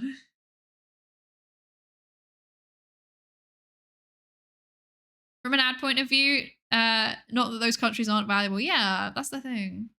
As a below 5%, I don't even see any ads. I mean, to be fair, you've got a subscription, so that's probably why. Most of those should indeed be valuable. I mean, EU privacy laws make an impact. Yeah. I don't know. She said my country. I mean, I like the fact that there's so many Germans. I don't know why there's so many Germans, but I swear every time that I look at, like, whenever I talk to any Psycom streamers, all of them are like, I've got loads of Germans. And I'm like, me too. Why do we have all the Germans? Let's go. I'm not complaining. I love that. I love that. I mean, for all streams. Oh, interesting. Interesting. Big up all of the viewers from Made Up a Stand. Yeah, Brazil mentioned. Let's go, Brazil mentioned. Brazil mentioned. It's quite nice that the UK is high up, though. That kind of makes me happy in a weird way. It's like I appeal to my fellow country people. they haven't given up on me yet. I found out recently this Discord server I'm in has a lot of Germans. I don't know why. There's just certain places where they just appear. That's like, okay, hello Germans, hi. Makes me happy. All of the people that I've worked out that are German in chat, I'm like, they're all good people. I like them. I appreciate you here. But like, good lord, there are so many Germans in science and tech streams often. Which kind of makes me happy in a way, you know? It's like a, like that's like a, that's a sign that the education system is doing something right, you know? Yeah. They are the most populated European countries other than Russia and Turkey. Yeah, and also obviously, you know, they've got a very high English literacy rate as well. That's the other thing. Like the UK, the US, Canada, Germany, Netherlands, even Poland, like they all make sense to be in the top 10 because they have very good English literacy rates. And I don't stream at awful times for those countries. So yeah. Whereas like Asia's very, very underrepresented because I stream at a very bad time for Asia. But like if I streamed at a different time, like if I streamed in the morning, my time, then maybe there would be a lot more Australians and a lot more Asians. I don't know. Are there people in this chat that you don't deem as good people? The bots? When the bots come in and they're like, you can get more viewers by going to this suspicious link. That's bad people. I say people because there's someone driving that, you know? Somebody wanted that to happen.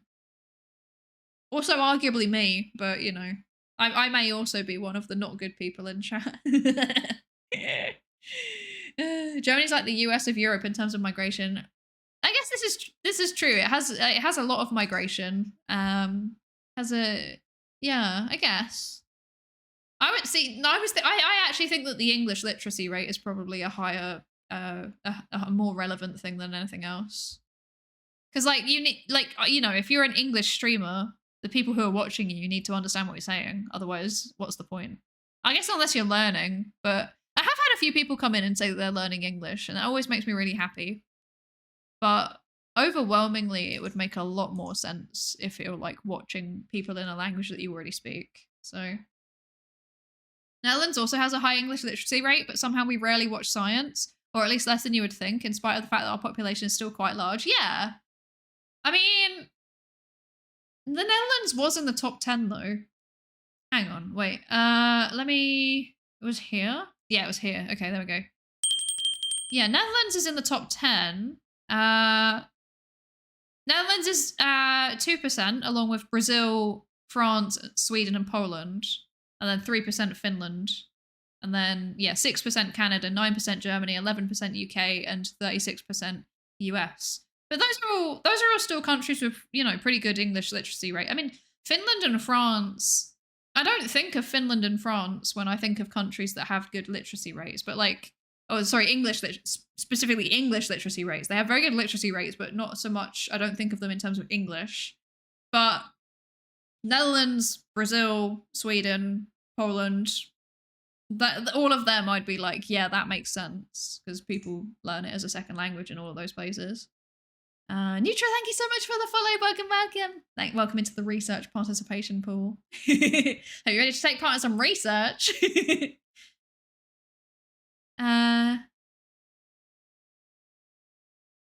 Germany may have a higher English literacy rate than America based on anecdotal observations of American education. That's so funny.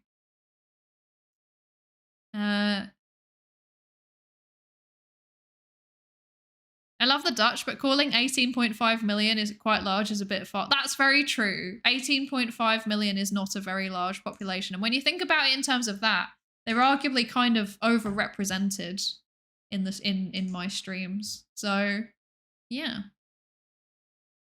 The people who meow by pronouncing meow are weird. Yeah. Yeah. Oh dear. Okay. Right, paper. So no, okay. Paper. Okay. Theoretical lenses on participation and authenticity. We might need to come back to this one another time. Oh, we might need to come back to this one on Sunday, to be honest. So beyond prior empirical research on VTubers and AI streamers, we also turn to theoretical traditions. In particular, participatory culture and mediated authenticity provide valuable lenses for interpreting how fan practices change when the performer is an AI system. Jenkins' theory of participatory culture characterizes audiences as active contributors who remix, circulate, and co-create media rather than consume passively. In the VTuber context, this is evident in fan remixes, meme circulation, and event participation. Yeah, that's very, very true. You kind of create your own art, you make song remixes, make memes, participate in the events. Clipping is not mentioned here, but clipping is such a big part of VTuber culture, right? Like, that is very fundamentally co-creating something. You're taking someone else's VOD and then making your own entertaining content out of it, like with your own unique twist on it with the editing. So that's a really big part of it. I've even seen even fan fictions and stuff, like people do really, really impressive stuff. Critical scholarship, however, has emphasized that such participation is never purely empowering. Platforms often commodify it, turning fans' creative labor into monetized value streams. Again, this is a very, very good thing to mention clipping with. I'm really surprised that they didn't mention it, actually. The tension between agency and commodification is central to our inquiry, raising the question of whether real-time interactions, such as paid prompts, simply extend participatory culture or signal a shift towards new forms of monetized co-performance. Ooh, interesting point. Authenticity is the second anchor in understanding mediated relationships. Henley frames authenticity as a negotiated achievement between audiences and media figures, while parasocial interaction theory conceptualizes how audiences build on one-sided bonds with media characters as if they were real partners. In human VTubing, authenticity often hinges on the fragile boundary between the avatar persona and the human performer. AI VTubers, by contrast, have no such backstage, raising questions about how such authenticity is redefined when the performer is visibly non-human. That's interesting, though, because an AI VTuber isn't necessarily visibly non-human, because of the fact that VTubers are assumed to have a human performer behind it. It's almost like the way that I would think about it is more like, if I'm watching a VTuber, I expect there to be a human behind the VTuber puppeting it. And then when I go and see Neuro, it's almost like the reverse is happening. Like, because I associate VTuber model and human performer, at times I catch my brain almost backfilling it. And we've seen this before also a couple of times when Neuro's done collabs with IRL streamers. Every now and then you'll get somebody basically being bullied. Not being bullied, but every now and then you'll see somebody from one of the non-VTuber communities being like, is this actually an AI? Or is this a person behind the model? You do see that sometimes. So I wonder if actually the fact that we associate VTubers with having a person behind them is actually part of the thing that anthropomorphizes Neuro. I don't know. I don't know. Thank you for the hydrate, Swabby. Thank you. Thank you. Thank you. Also, hi. Hello, hello. I will hydrate. I will hydrate. There was a lot of participation on the canvas. Yes, that's a really good example. That's a really, really good example. The canvas was such a good example of it. The subject does have a narrative, so I wonder if it counts as fan fiction. Oh, I wonder too. I wonder too. Interesting. I guess it kind of does. I guess it kind of does. Hi, Manale. Hi, hi.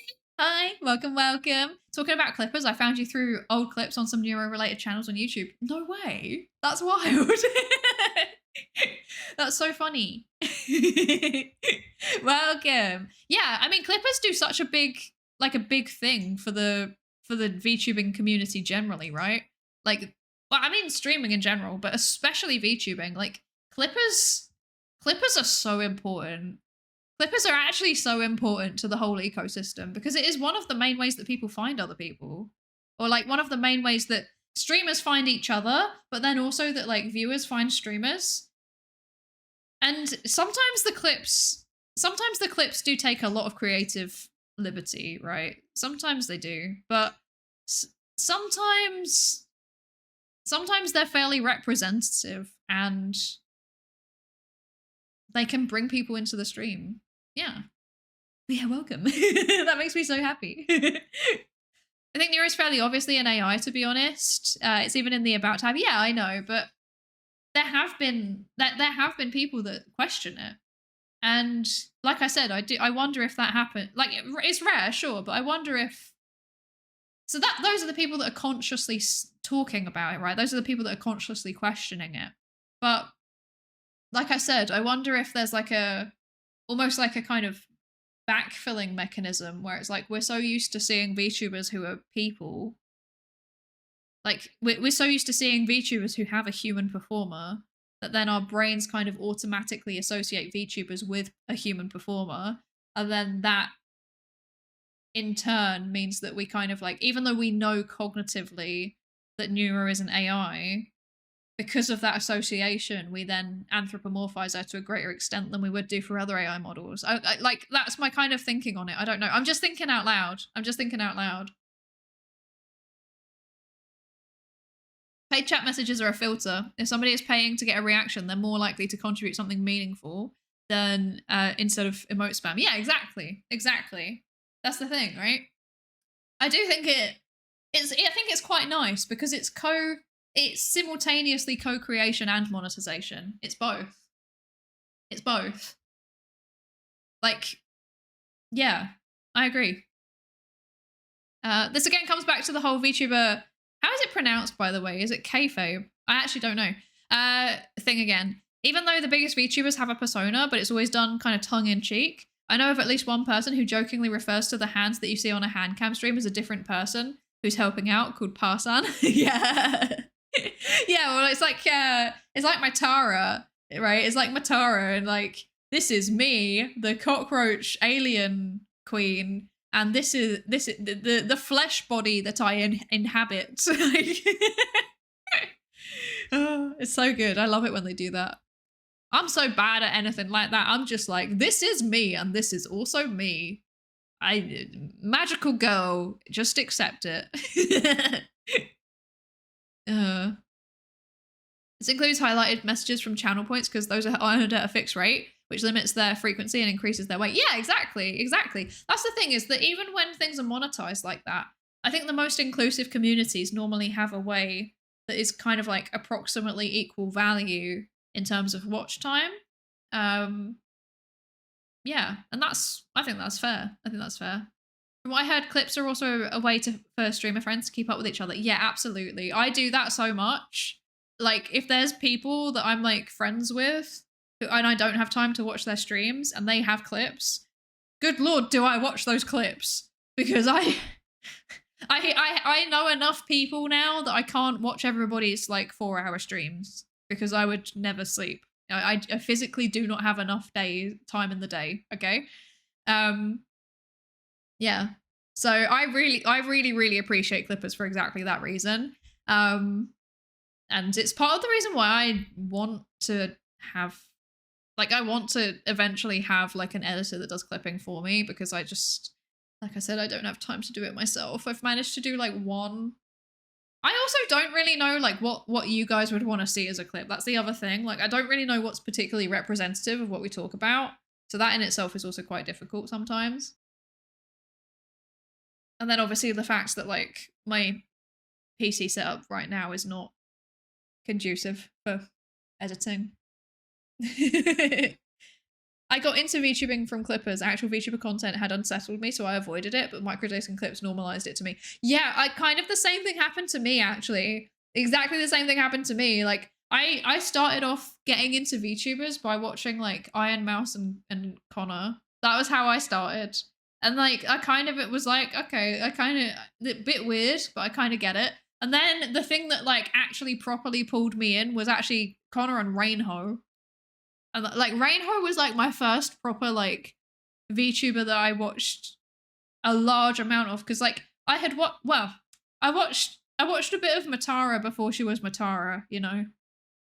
But a very long time ago. And when I found out that she was a VTuber, I then also started watching her again. But aside from that, like, I didn't really have that much exposure to it. So the thing that pulled me into it, first of all, was Rainho, and then the second channel that I started watching consistently was actually Neuro. So yeah, so like those two are the ones that dragged me in.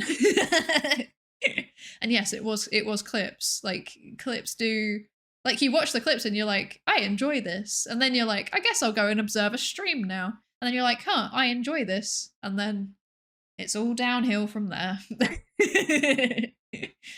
Oh gosh. Paid comments is not for me. I find it weird to pay for an answer to a question or have my jokey joke stand out. Yeah, I mean, it just varies depending on the type of stream, right? With Neuro, there's just too many people, so they kind of have to do it whether they want to or not. Whereas, you know, obviously I would not do that because I would feel very uncomfortable. Yeah. Also, Sandwich Emma, hi. Thank you for the lab saved ready to check in. Hello. And also, hi, Comsil. Hi. Nice hat. Thank you. It's my hat. I'm definitely human. When I first saw the Kismet Eye clip in 2016, I thought she was actually AI. I think everybody had a moment like that. I know of a fairly big VTuber that did a face reveal on stream, on a stream talent competition, and has rolled it into her VTuber persona. It takes a lot to do that with the help of the kayfabe that her model was already a cartoony version of her actual self. Yeah, there's quite a few people that kind of do that now though, right? There's quite a few people that kind of do a mixture of stuff like that, which is very cool. It's very cool. I mean, the people that, you know, come to mind off the top of my head is that like Cake Jumper, I think, is like both IRL and a VTuber. There's like, you know, like Phoebe Chan, who's a VTuber idol and an in-person idol. Like, there are people doing some really cool stuff with like mixing it. And then there's obviously like Onigiri as well, who like does a mixture of VTuber and IRL stuff. But she started off just doing like VTuber stream, but then like she would have a kind of like her actual hands with the cooking. And now she does like quite a lot of IRL streams. There's Bao as well. Bao does a mix of stuff now. So yeah, there's quite a lot of people that do it. It's quite fun. Yeah, Amelie. Yeah, Amelie's a really good example as well. Although Amelie's kind of the other way round though, right? Because like Amelie, like I was watching Amelie's covers when I was in like the end of high school. And like I knew what she looked like then. So yeah. kind of the other way around, because she like people knew who she was already and then she became a VTuber, which is I think a bit different. Yeah. Got into VTubers from watching the Dog Neuro collab. I've heard quite a few people say that. It was a good collab. A compilation of snippets of all the various yapping topics between opening the paper and reading the first word might be funny. No, don't bully me like that. Don't bully me like that. This is not needed. This is not needed. Oh. She's been around for that long. Yeah, Amelie's been making content for like almost 20 years. She's been making content for a very, very long time. Like, I think I first found out about her back in like the anime AMV days of YouTube, you know? Like, she's a veteran. Yeah. I found Amelie as a singer, VTuber, and VA all separately without knowing it was the same person. I think that's a fairly common experience, to be fair. That seems to be a thing that happens quite a lot. Also, Mylin, hi! Hi, thank you for the hydrate. I will hydrate. I will hydrate. Delicious. It's really not, actually. This water tastes weird. I don't know why. My water tastes weird. It's disgusting. Disgusting water bottle. Yeah. Okay. Enough of the funny teehee British words. Okay. Where did we get to? Authenticity is a second anchor in understanding mediated relationships. Enley frames authenticity as a negotiated achievement between audiences and media figures, while parasocial interaction theory conceptualizes how audiences build one-sided bonds with media characters as if they were real partners. In human VTubing, authenticity often hinges on the fragile boundary between the avatar persona and the human performer behind it. AI VTubers, by contrast, have no such backstage, raising questions about how authenticity is redefined when the performer is visibly non-human. These theoretical perspectives highlight why AI VTubers provide a distinctive case for human-computer interaction and media studies. They allow us to ask not only how audiences adopt AI-driven performers, but also about participation, authenticity, and parasociality must be re-examined when the performer is an artificial agent. In particular, they offer an opportunity to test and extend classic frameworks under conditions where non-humanness is not hidden, but made explicit. Okay. How long is the method section? It's pretty long. It's pretty long. I think that this makes sense, though. Like, I think the theoretical position... To be honest, okay, this is the type of paper where I'm really enjoying the conversations that we're having around it. And it's also the type of paper where I actually do really want to go into it and really do this justice. So how would we feel about potentially coming back to the methods and results on Sunday? How would we feel about that? How would we feel about that? Because like I'm really enjoying like the paper's pretty good so far, I think. It's not said anything like egregiously wrong that's standing out to me. Like, I'm agreeing with it so far, both as a psychologist and as a neuro enjoyer. Yeah. Maybe clean the water bottle sometime. I did. I cleaned the water bottle yesterday. Maybe that's why. Maybe it's still got a bit of soap in it or something. I don't know. It's certainly paper-worthy that a lot of VTubers are such multidisciplined. Now people do a bunch of things before doing conventional job, like being a VA. Yeah. It's also really interesting to see how people are bringing in their, like, quote-unquote, like, real-world knowledge into being a VTuber too. Like, there's been a real uptick in people that are, like, doing, like, that are VTubers and they're doing dev streams, or they're doing, like, hand cams where they're doing, like, crafting or electronics or stuff like that. Like, and, you know, obviously, not to toot my own horn, but, you know, I guess I do that too. You know, we read papers and I'm an actual psychologist, so. But like, it's really cool how people are starting to push the boundaries in those ways. But the thing that sticks out to me, you're right, it's the fact that so many people are multidisciplined in the sense of like, they're just good at a bunch of stuff. Like the amount of people that I know that are VTubers and they have like a real world job in some kind of STEM field. And then they're also like a musician and or an artist. And on top of that, they're like entertaining and funny. I'm like, huh? And then like you go on their Twitter and then, okay, like who's coming to mind? Like Almantis, okay? Almantis? I'm gonna give him a shout out, wait. Oh, I've spelt that wrong. Here you go. This is our Mantis, right? Our Mantis is a former sociology professor. So he's like a former academic.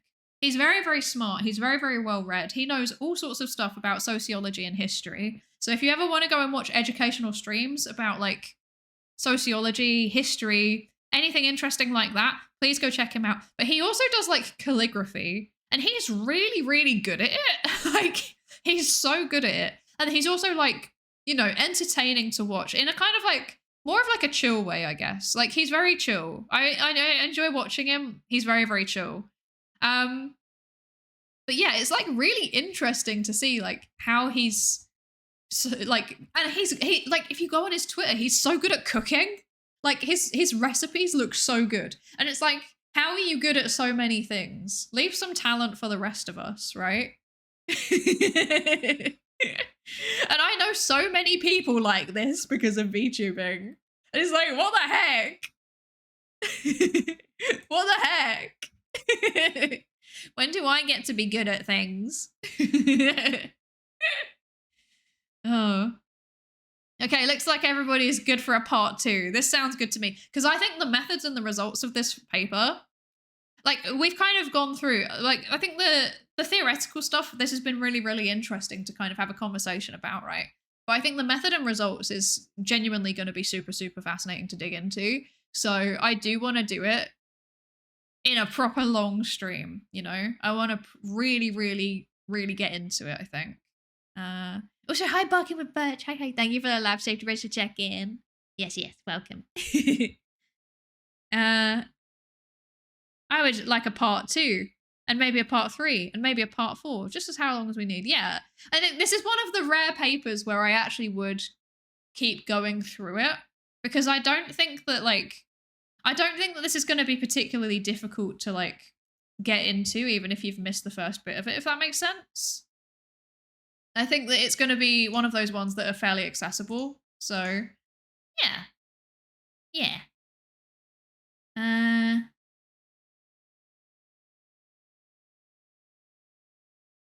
Is Neuro considered an AI VTuber? Like, would people actually care if Edel wasn't there? Yeah, it's a good question. I do think that interaction is very, very important. Red. Yeah, let's be honest, this was more of a discussion in the end. This was more of a prompted discussion. But it's fine. Ellie? Yeah, Ellie's another good example of somebody who's good at so many things, and I'm like, what the heck? Save some talent for the rest of us. I suspect part of it is making ends meet. Like, for anime voice actors, almost none of them make enough to live on, and that's very normal for them to have a main job besides that. Yeah, I agree. Like, it's kind of partially like you have to, right? That probably applies for streamers as well. Like, you have to have a bunch of other stuff that you're doing. I guess that's why so many artists also, and so many musicians also like stream and make like YouTube content and, you know, do like, I mean, in the case of musicians, they'll often like do tutoring or whatever. Artists often do the same as well, don't they? And then like commissions as well. So yeah, it's like a mix of things. Yeah. My talent is remembering useless stuff and none of it is the thing that I actually need to know. I mean, that's extremely relatable. I'm the same.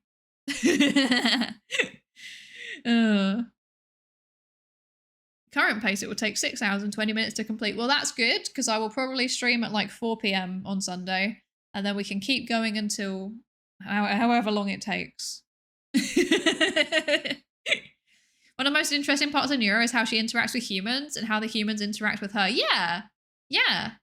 Absolutely. I agree.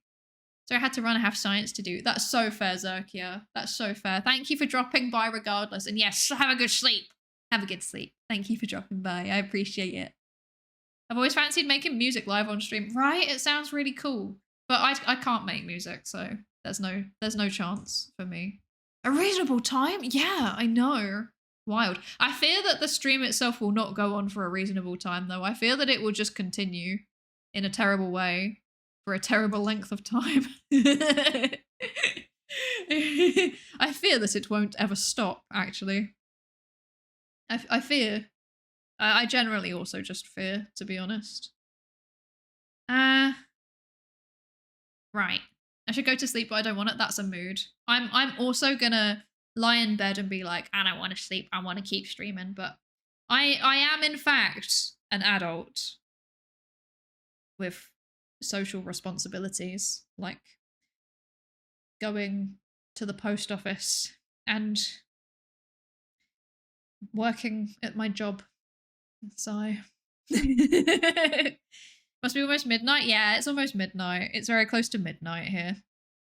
Does Neuro have any sort of memory? Can she just refer back to something said or discussed a matter of minutes earlier? From what I've seen, it kind of varies. Some things do seem to stick in memory and other things just disappear into the ether. So, but there does seem to be some kind of memory system. And if I remember correctly, I think that Vedel has said that he wants to develop it further. I'm pretty sure he said something about the memory system in one of the dev streams, like in the last couple of months, but I'm not sure. I'm not sure. Yeah, her memory. Yeah, there's been a few instances where she remembers stuff, and Vedel's like, "Why do you remember that?" Huh? Which is mildly concerning. Rest well, thank you. I will do my best. I will do my best. Where shall we go today? Where shall we raid today? What are we thinking? What are we thinking? What should we do? I genuinely don't know what to do today. I don't know where to go. I do not know where to go. Does anyone have any suggestions? I'll take suggestions today. Oh, wait, give me a second also. I'm going to have a quick look at...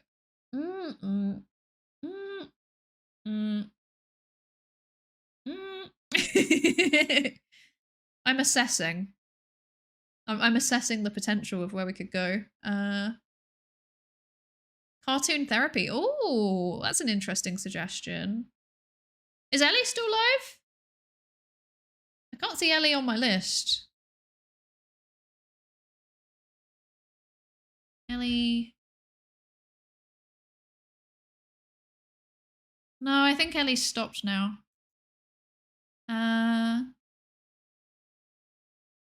Kaylin? Is Kaylin live? Ah. I only follow weird engineers. I mean, that's kind of a mood, actually.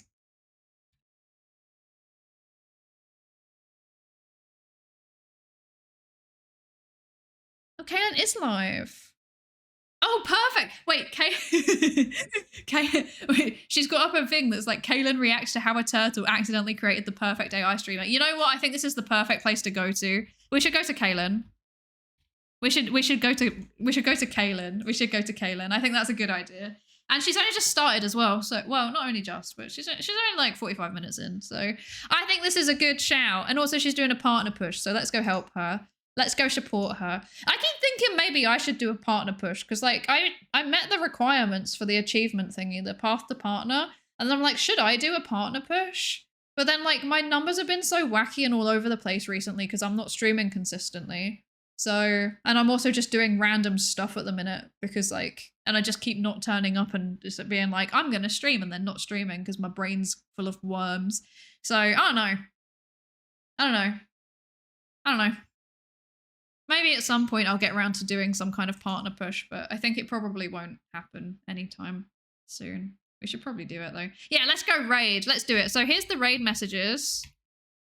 Here's 1, here's 2. The top one is if you're a subscriber. The bottom one is if you are not a subscriber. And then we're going to go like this. We're going to go like this. Where is the raid? Where are you? Hello? Here. We're going to go here. And we're going to go here. And then we're going to go here. Apparently I don't follow Kaylin. So, I guess I will go and follow Kaylin.